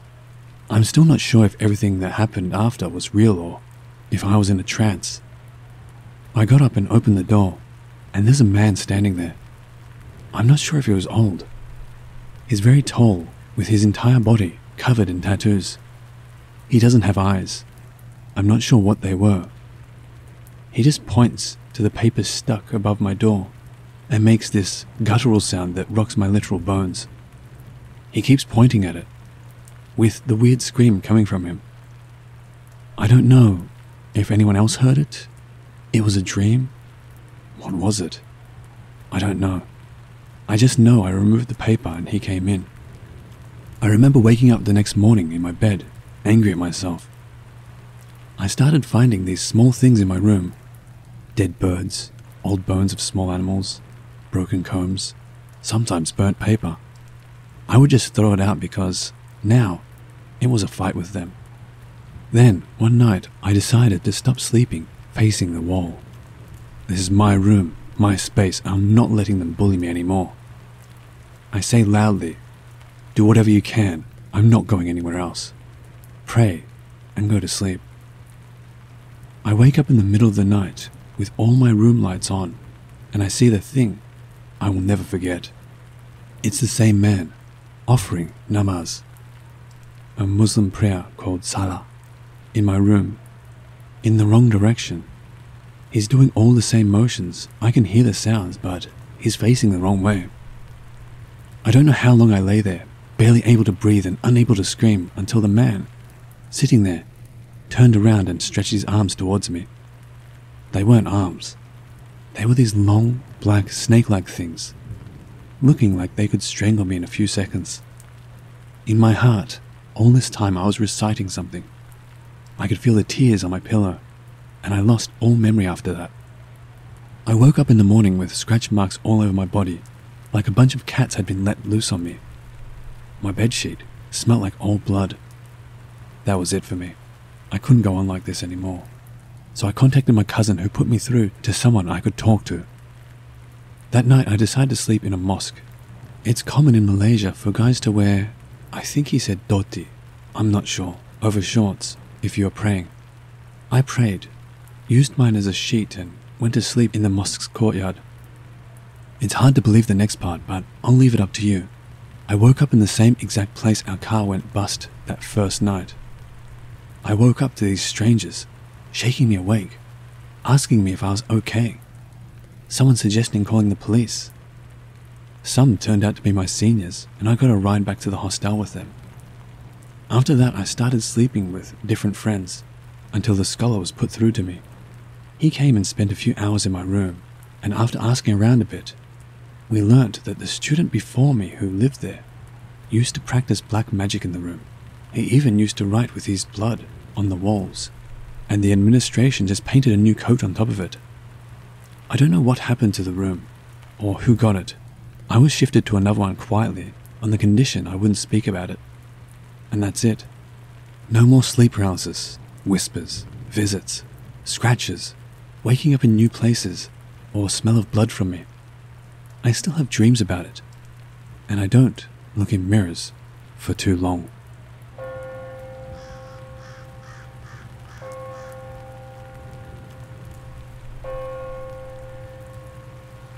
I do believe in the paranormal, and I've had one or two strange happenings in my former apartment that I'm thankful to be away from. I feel it has always been a very unwelcoming, even hostile place to try and live peacefully. My most frightening experience was so bizarre, I'm still in amazement. Sleep paralysis. This dreadful experience is not the only creepy event there, but truly my most terrifying, happening so quickly and violently. I get shivers to this day. Even flashbacks. Now, in this apartment, I couldn't go to bed until the very disgruntled upstairs neighbors finally tired themselves out, and that could be whenever, so my sleeping pattern stank. I'm exhausted and irritated, so perhaps I was more vulnerable to something somewhat paranormal. This was something I'd never ever experienced, something so shocking, so petrifying. I'd never given much thought or attention to the subject of sleep paralysis, so boy was I in for a wild ride. No pun intended there, leaving me paralyzed with fear to this very day. So, I finally get to lay down to some quiet, way past the time I'd rather go though. Not too early, but I have to get up early, and I value my sleep. Lights off, stretched out after saying out loud, "Thank you, Lord." I tried falling asleep, proving that night not so easy to do. My bed starts moving, then shaking in place. I have a queen-size bed, and I know I'm not dreaming. It starts shaking even more violently, and to my absolute horror, I am being engulfed inside of my mattress, sucked in and surrounded on all sides, but not swallowed or covered. Thank you, Lord. I couldn't cry out, make a single sound, yet I really tried. My family was in a nearby room. They couldn't hear my silent screams. Still trying to struggle, arms, legs, body completely unable to move, trapped yet cognitively awake, still immobile in my scary captive mattress. The trembling bed seemed to go on for quite a while, yet my clock said only maybe 2 or 3 minutes. I seriously did my best not to panic, to lose it. But when it was finally, mercifully over, I raced out of my room to tell my family, but they were fast asleep. Have any of your listeners experienced anything like this? I've been reading about this strange topic. Something about it's best to go to sleep at the same time every night, and that sleep paralysis happens when the mind and body are out of sync, at the point of falling asleep and waking up. I'm no longer in that apartment, so I can finally regulate my sleep. I never, ever wish to go through that paralyzing experience. I repeat, ever again. And in case you're wondering, I still thank God every night.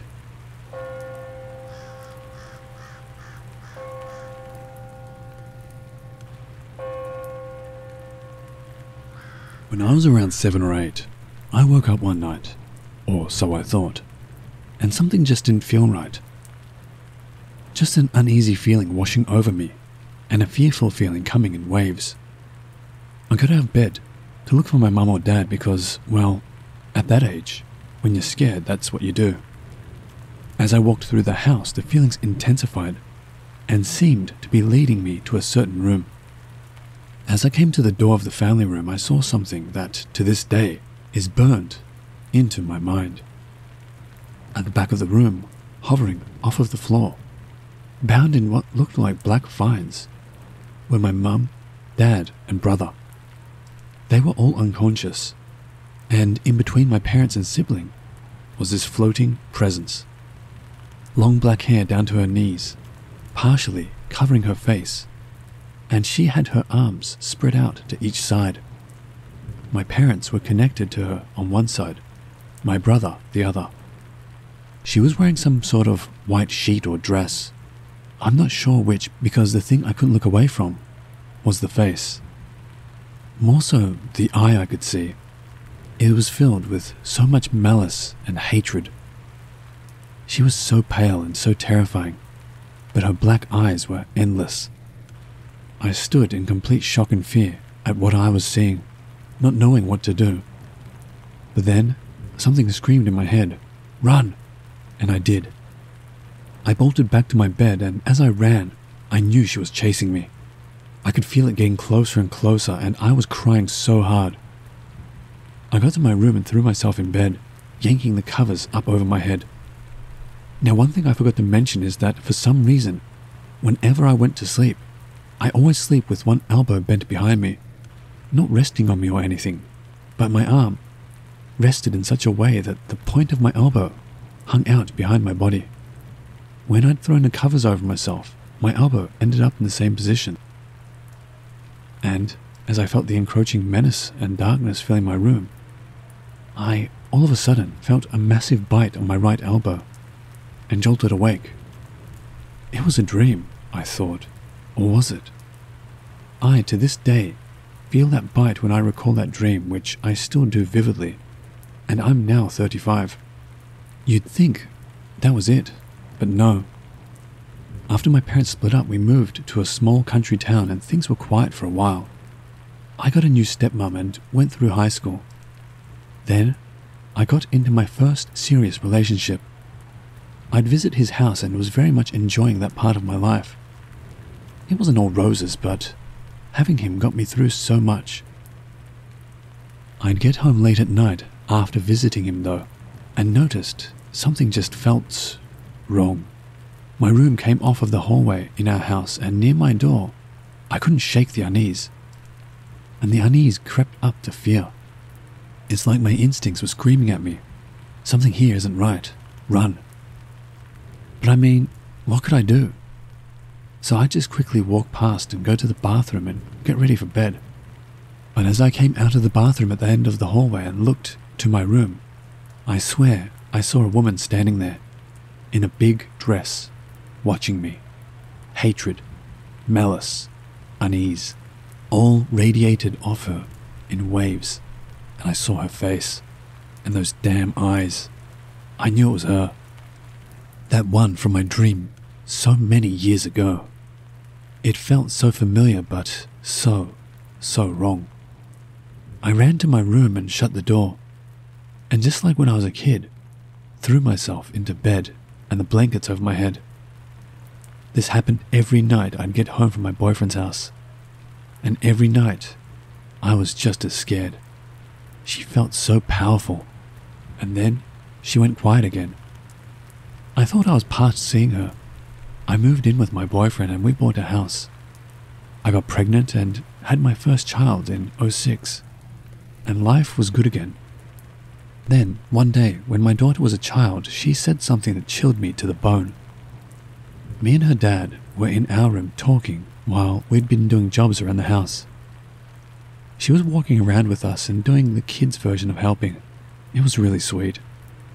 She'd gone quiet. Then, all of a sudden, walked into our bedroom and says, "Mummy, there's a lady in the kitchen." My blood ran cold. I tried to not show fear, as I didn't want to scare her. I said to her, "Oh, really? What does she want?" And her response was, "She wants to talk to Daddy." Me and him both looked at each other like, oh no. It didn't even click yet that it was the woman following me. We distracted my daughter, and both being believers in the paranormal, agreed to talk about it later. We didn't want to scare her. We never did get around to that discussion though. For the next few nights, she'd complain of seeing eyes. I asked her where, and she pointed to her doorway. "Lots of eyes. They're watching me, Mummy." I was at a loss of what to do. I think it was that night or the next couple as I walked into the kitchen that I felt that feeling. That damn feeling. So familiar yet so haunting. And I was scared. She was back. And she'd stand in the kitchen, a black shade in the corner. I could see her out of the corner of my eye, just hanging there, watching. I to this day don't feel right being in my kitchen for too long. Neither does my daughter. It's just a constant feeling of unease when you're in there. But it's livable. Some days it's heavier than others. Some days you don't even notice it. Over the next few years, me and their dad separated and I lost my mum. I lost many friendships as well. Also had something seriously affect my son. The heaviness was always there. My daughter honestly thinks she wants me for herself. She said she only seems to go quiet when you're on your own. We're isolated in the town we're in. Subjects like this are just not talked about. So I had to look into helping myself. I've done some things to try and remove her from my life. Unsuccessfully. I think I'm stuck with her. She seems to be quiet now though. Who knows how long that'll last for.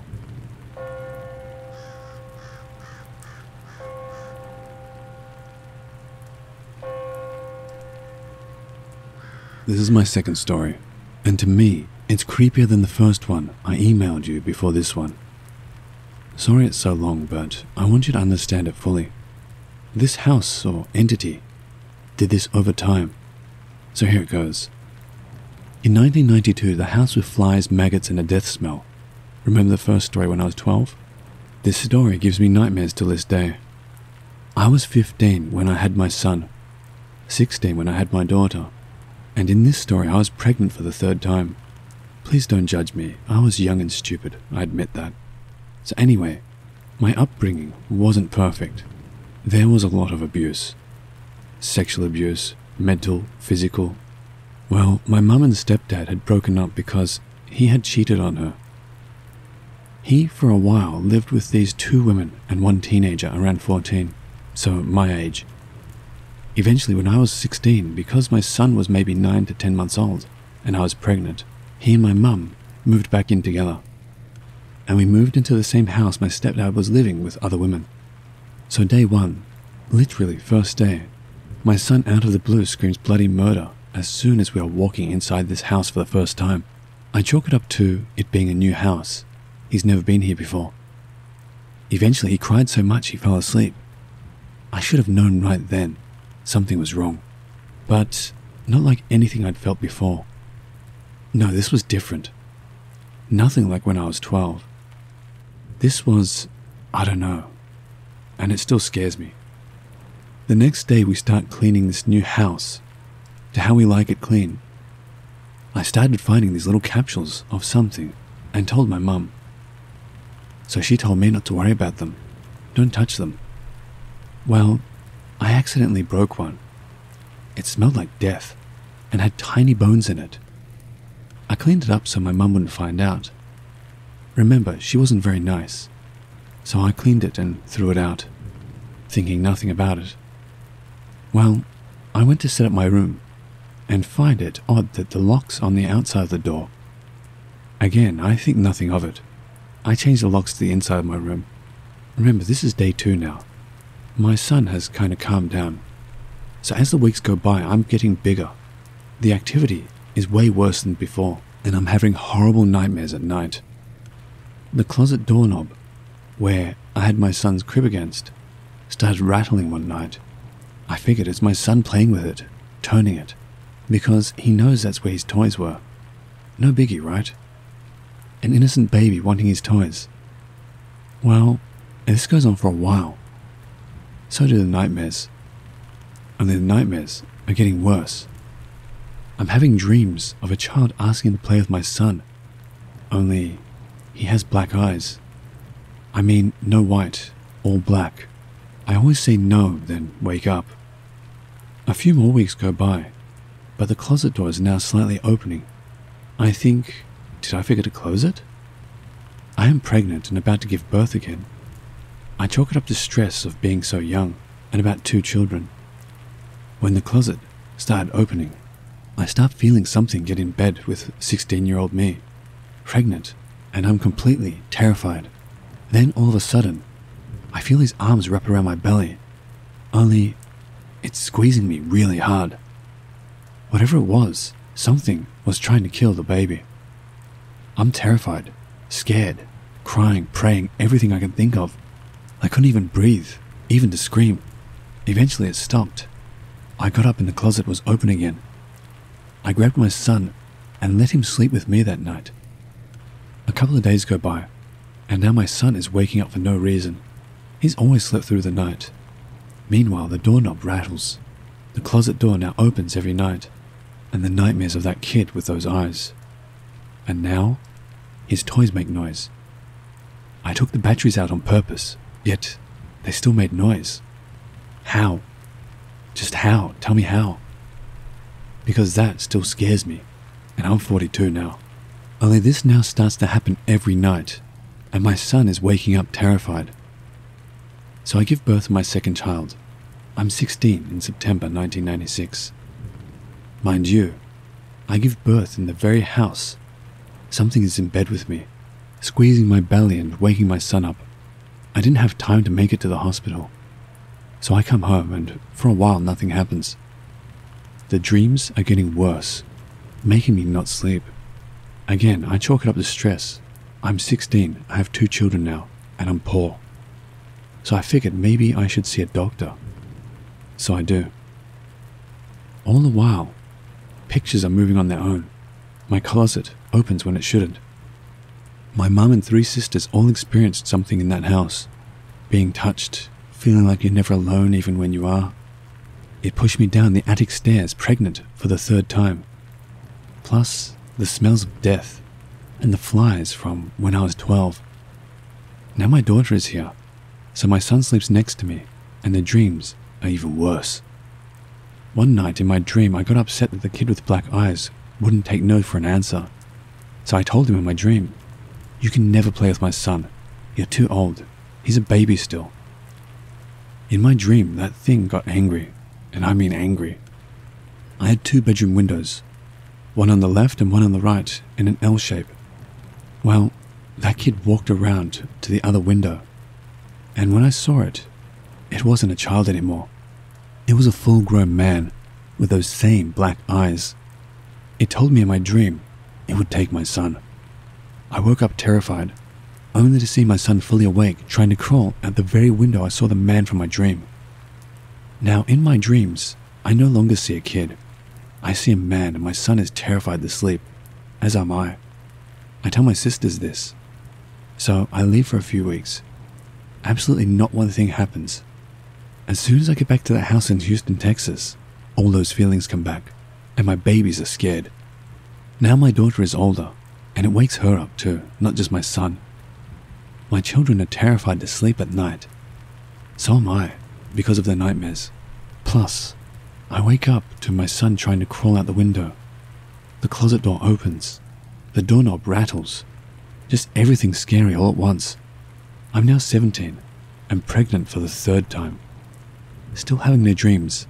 My children are terrified and I'm extremely stressed. One day I started hearing something scratching in the attic, so I go check it out. Terrible idea. As soon as I got to the top of the attic stairs, something felt like it either kicked me down or pushed me down. Needless to say, I didn't go back up there. A few days later, my sister Virginia and Sabrina come over. My sister Virginia had a drug problem back then, and she'd come to my mum's to come down. This would be the last time she'd ever set foot in that house, and my sister Sabrina as well. My sisters and I talked, and I let them know it seemed like the activity was amplified and different. So my sisters stay with me. We all sleep in the same room. Ironically, no activity in my bedroom. But the next day, my sister started saying something was talking to her, telling her to get out. We sit her down and tell her it's probably the drugs she's coming down off of. Makes sense, right? Well, the very next day, we all meet up in the tiny hallway. My sister is still going on about the voice, when my other sister says, "I shit you not, no, I heard it too." I wasn't believing it for some reason or another. Probably because I was already scared. As we stood and had a small argument in the hallway, all of a sudden, something said, "Get out."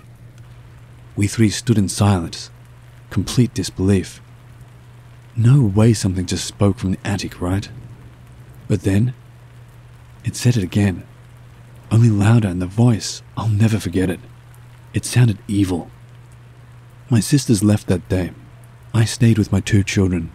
When I turned 17, I moved out, taking my 2 children with me, and never moved back in with my mum. My mum finally told us that the other 2 ladies were into practicing black magic, and my stepdad told us they held some weird rituals. I never told my mum I broke that 1 capsule with the tiny bones. I just know when I left at 17, I never experienced anything like it since. Nor do I ever care to. That a house and the things that happened still scare me 20 years later.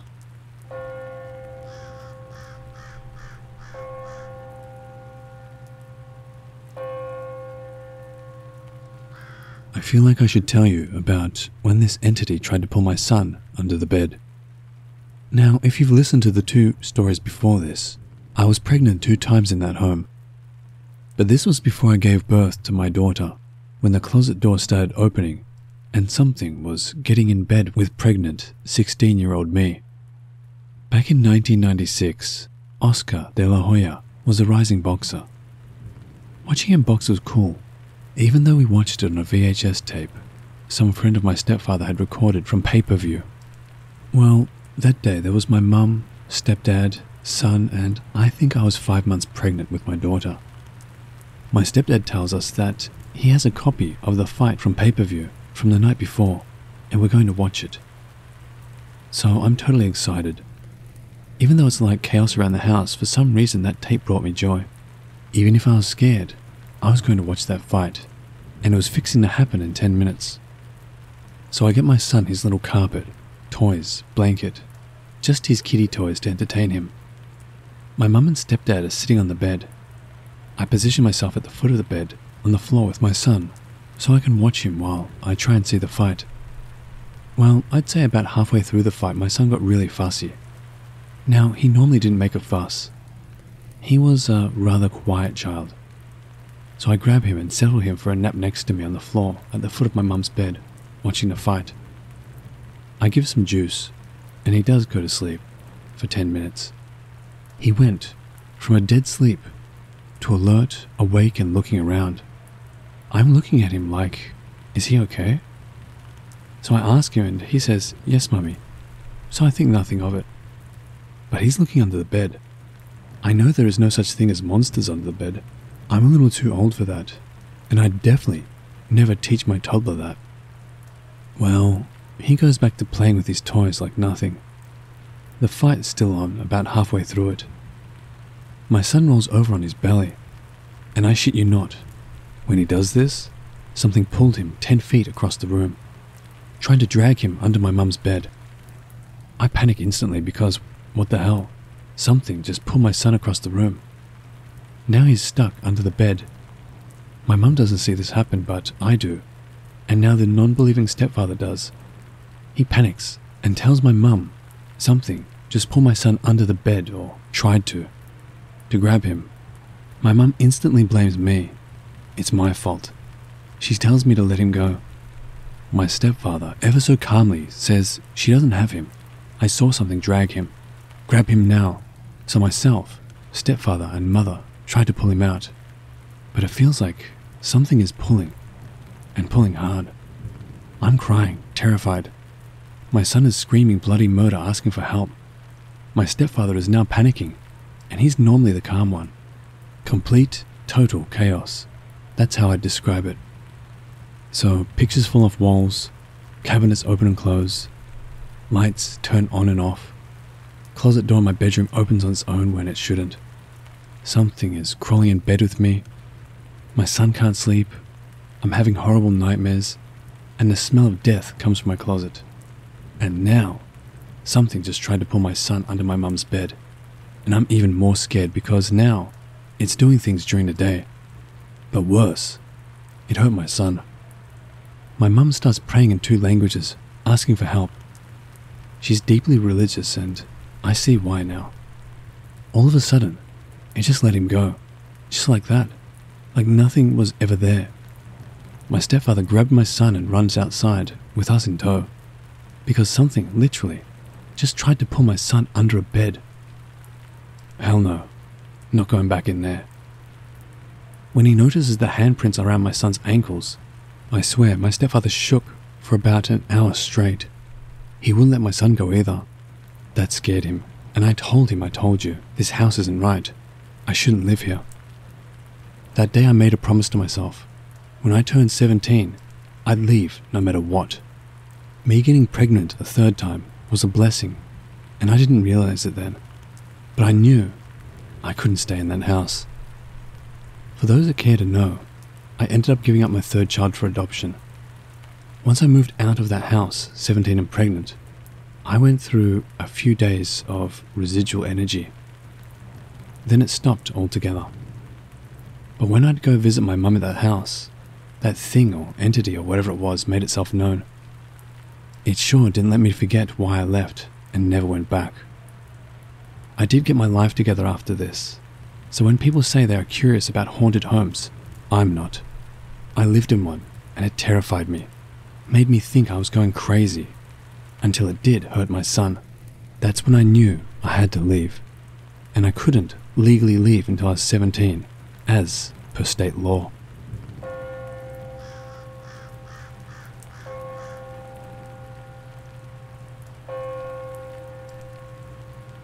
So, 2 friends of mine and I went to Nashville to watch a football game a few weeks ago. We stayed at an Airbnb we have never stayed at before, but it was a good deal and we all got our own bedroom. The first thing we noticed was a door in the middle of the hallway that was not a bedroom. It was a door to the basement. The walkway down was as creepy as one could imagine. It looked like something out of The Conjuring with stone walls and rickety stairs. My friends thought it was a little creepy, but I got an immediate feeling of uneasiness and discomfort. The hair on my arms stood straight up as my friends decided to go down into the basement and look around. The next thing we noticed was that the door would not close. There was no latch and no way to keep the door closed. So we decided to put a basket in front of the door to keep it shut. We went to the game and then out afterwards and got back to the house at around 2:30 a.m. The door was closed, but the basket was pushed away from the door by about 5 feet. My friends didn't think much of it in their drunken state, but this really did not sit well with me. I begrudgingly went to my room to go to sleep, making sure to lock the door behind me. I woke up around 8 a.m. the next morning and heard the doorknob to my room slowly turning. The door being locked, it wouldn't open, and I figured it was my friends trying to get me up for breakfast. Then, I hear a very distinct shh coming from the other side of the door. Not thinking it was anything other than my friends, I just went back to sleep. About an hour later, my friends got back from breakfast, and I got up. I asked them why they tried to open my door this morning and were shushing people. They both looked at me, confused, and asked what I was talking about. They were very adamant that they did not try to open my door, and they did not shush anyone. So, what do you think? Joking friends? Or something more sinister?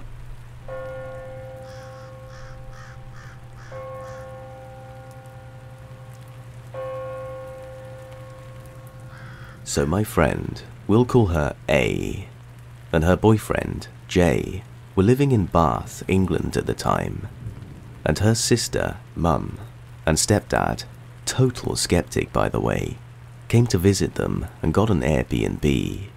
They decided to stay there with them for a little staycation. The first night they were there, her sister was in the bathroom one night and could hear a woman sobbing outside the door.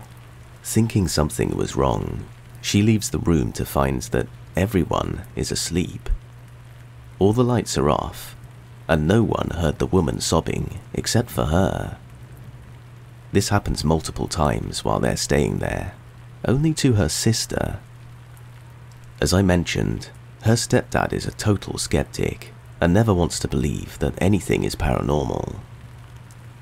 The way the house is set up, the bedrooms are on the ground floor, the kitchen and living room are directly above, and the bathroom is off the staircase landing.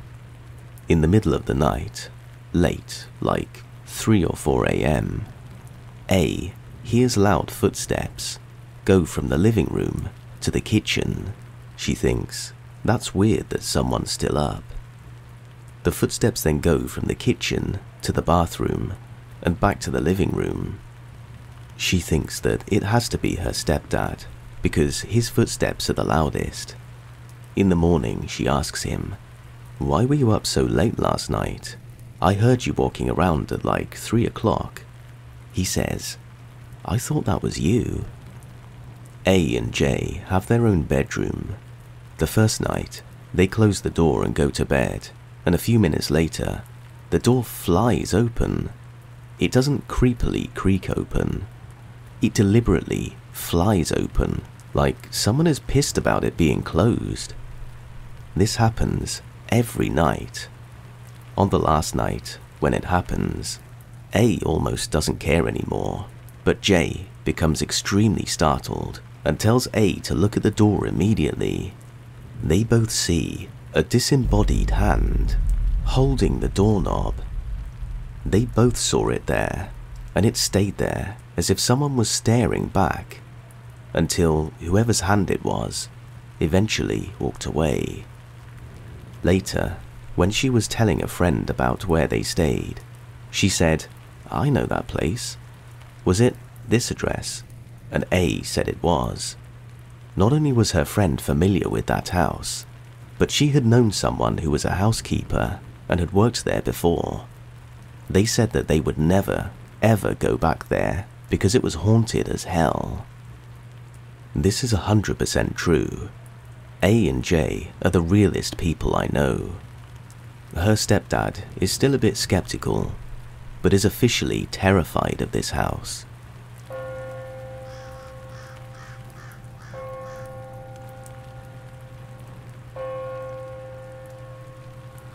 I wanted to share this story to warn people, but it is not necessarily a creepy encounter.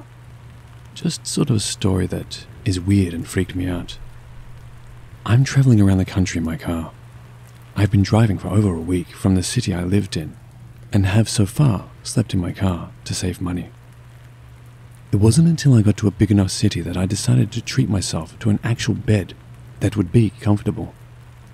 I opted to choose Airbnb because it is cheaper than hotels. I booked this Airbnb the day before I arrived to the city, so there weren't many options left.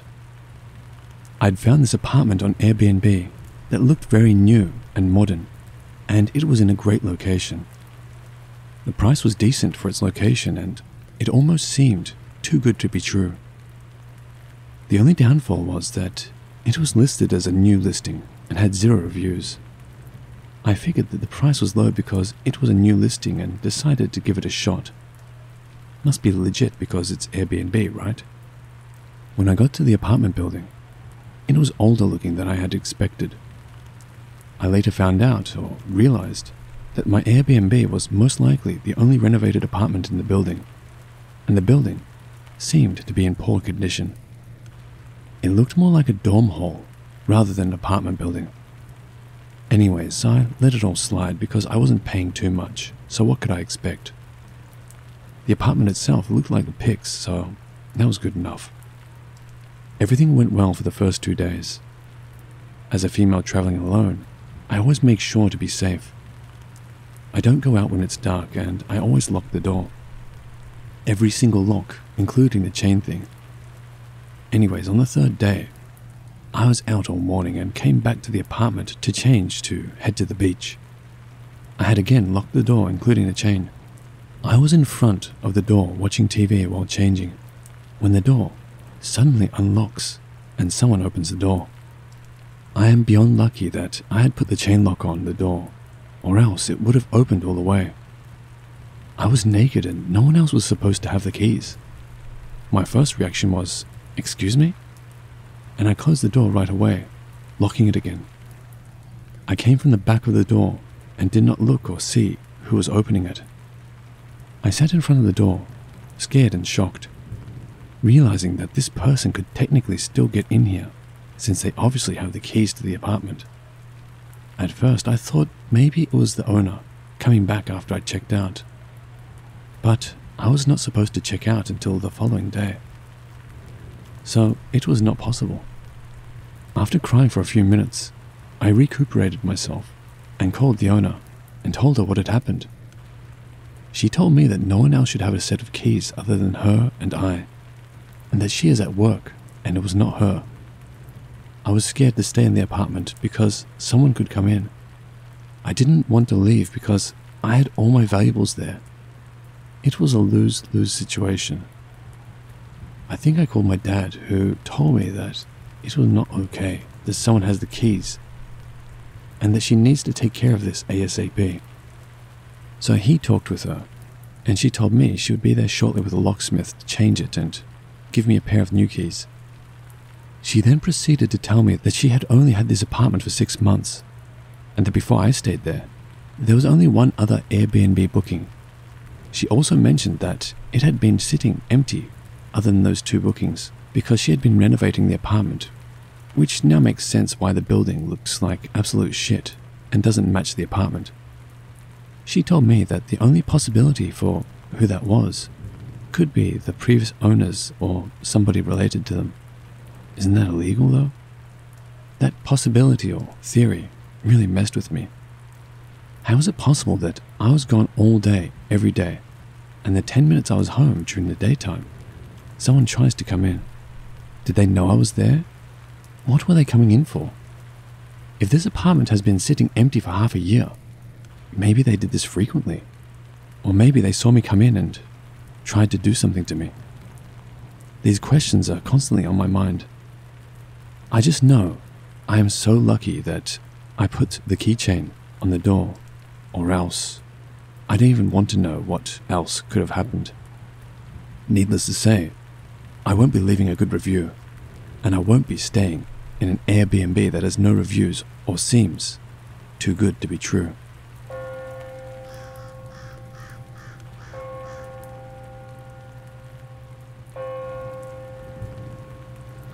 To start off, I'd like to say that nothing like this has ever happened to me or my boyfriend, and the two of us were more on the non-believing side before it happened. We still can't believe, process, or understand what happened to us. My boyfriend and I were on vacation in the Upper Peninsula of Michigan, staying at an Airbnb on St. Mary's River in Sault Ste. Marie.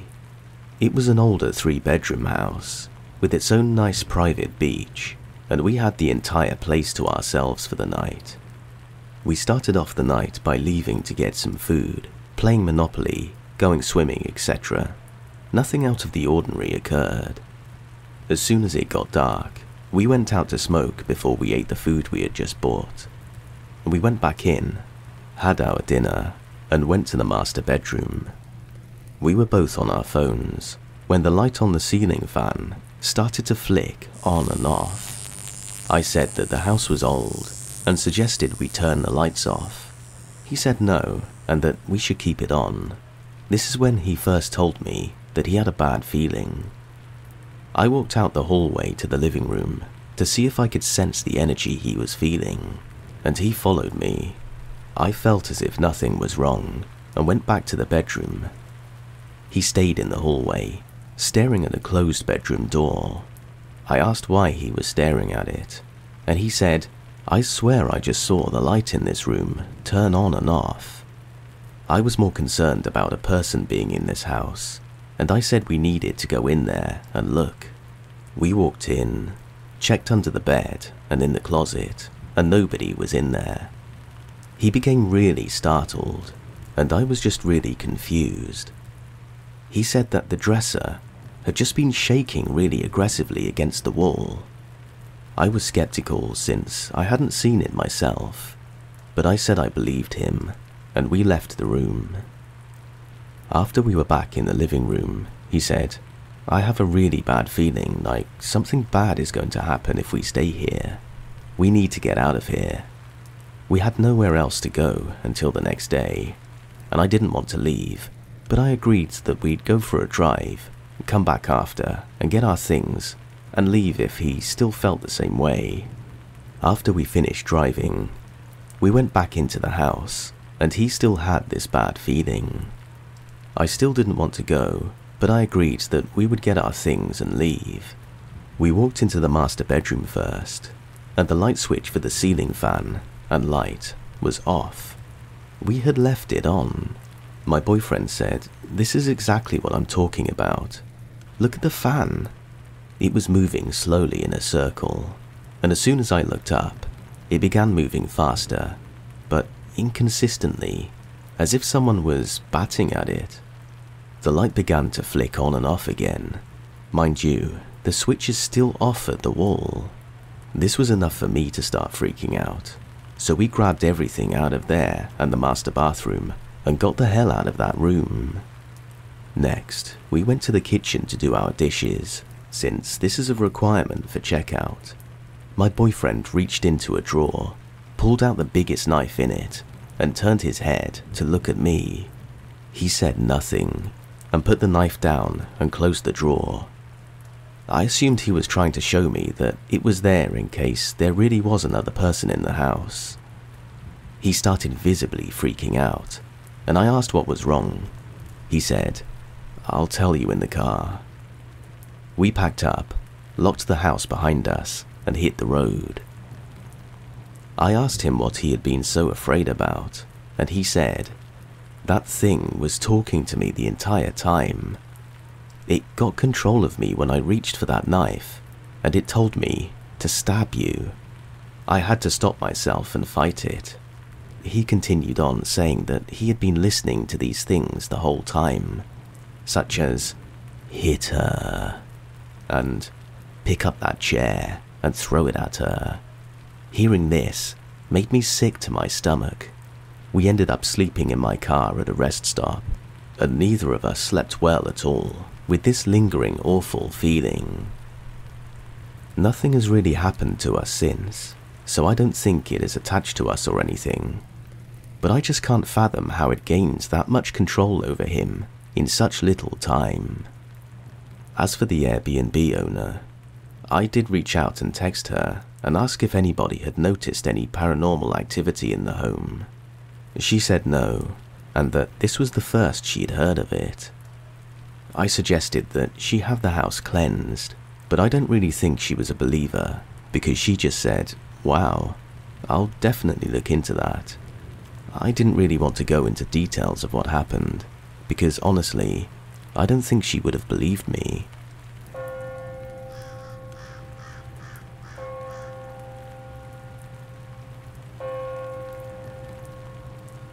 Just before the pandemic hit, my girlfriend and I took a vacation into the woods of Vermont. Getting there was absolutely amazing. We took our vintage Jeep on the several-hour journey and enjoyed the stunning mountain views as we lumbered along the dirt roads towards our rented vacation spot. As I said, getting there was amazing. Roads, paralleling rocky rivers, the mountains, the trees, and the rumble of the engine. Honestly, I'm not sure any vacation spot can top the experience of getting there in that Jeep. The first night was a lot of fun. We sat in the hot tub, looking at the stars, which were free of light pollution from the concrete wastelands that are cities. After a big dinner and probably too many episodes of American Dad, we went to bed. That night we heard an extremely loud boom coming from the front door, as if someone kicked it with everything they had. Honestly, I thought I dreamed it because I heard nothing after that, but the next day, I asked my girlfriend if she happened to hear it as well.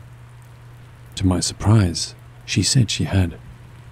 The path to the front door is soft dirt, and there's absolutely no way to get to or from the door without leaving perfect footprints.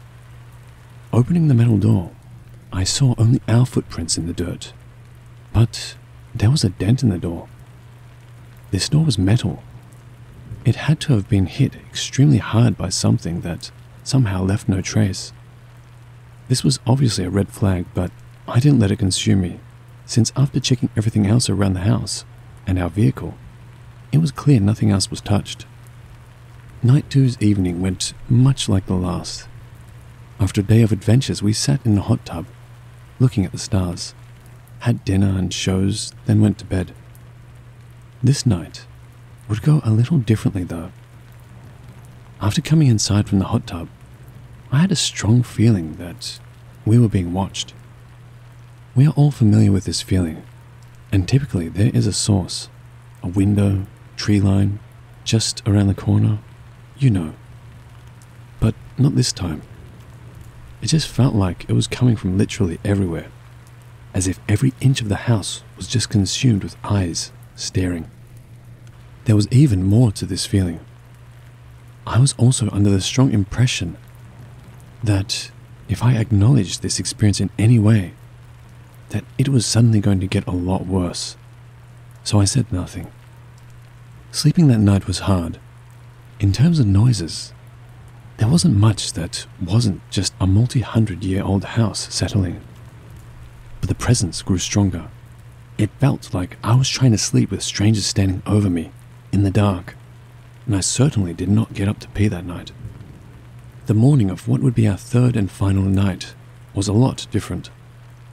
Until this point, the unsettling feeling was only at night, but this time, even in the morning, it was violently strong.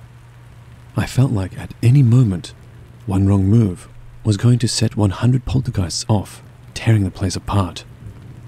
Needless to say, getting out of there on another day of adventures was all too welcome. Staying in that house on our third and final night was an absolute nightmare. I felt like I was on some kind of drug. Laying in bed, I got touched many times. My feet, shoulder, ear, hair, and when I wasn't being touched, I could hear breathing and these strange tingling feelings. There were all kinds of noises from the main part of the house as well. Walking, objects being moved. You would have thought there was a Thanksgiving gathering going on out there. That hostile feeling grew more and more intense by the moment, and finally, at around 2:30 a.m., I was ready to take us home. I was very worried as to what would happen if I mentioned what was happening, or even moved my body, but I knew I had to get us out of there. It was time to wake my girlfriend, throw everything in the back of the truck unpacked, and go. Here's where it gets even worse. My girlfriend is an extremely light sleeper.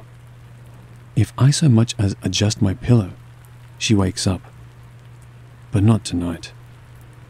I tried shaking her, pushing her fairly hard, and talking to her, but she would not wake up.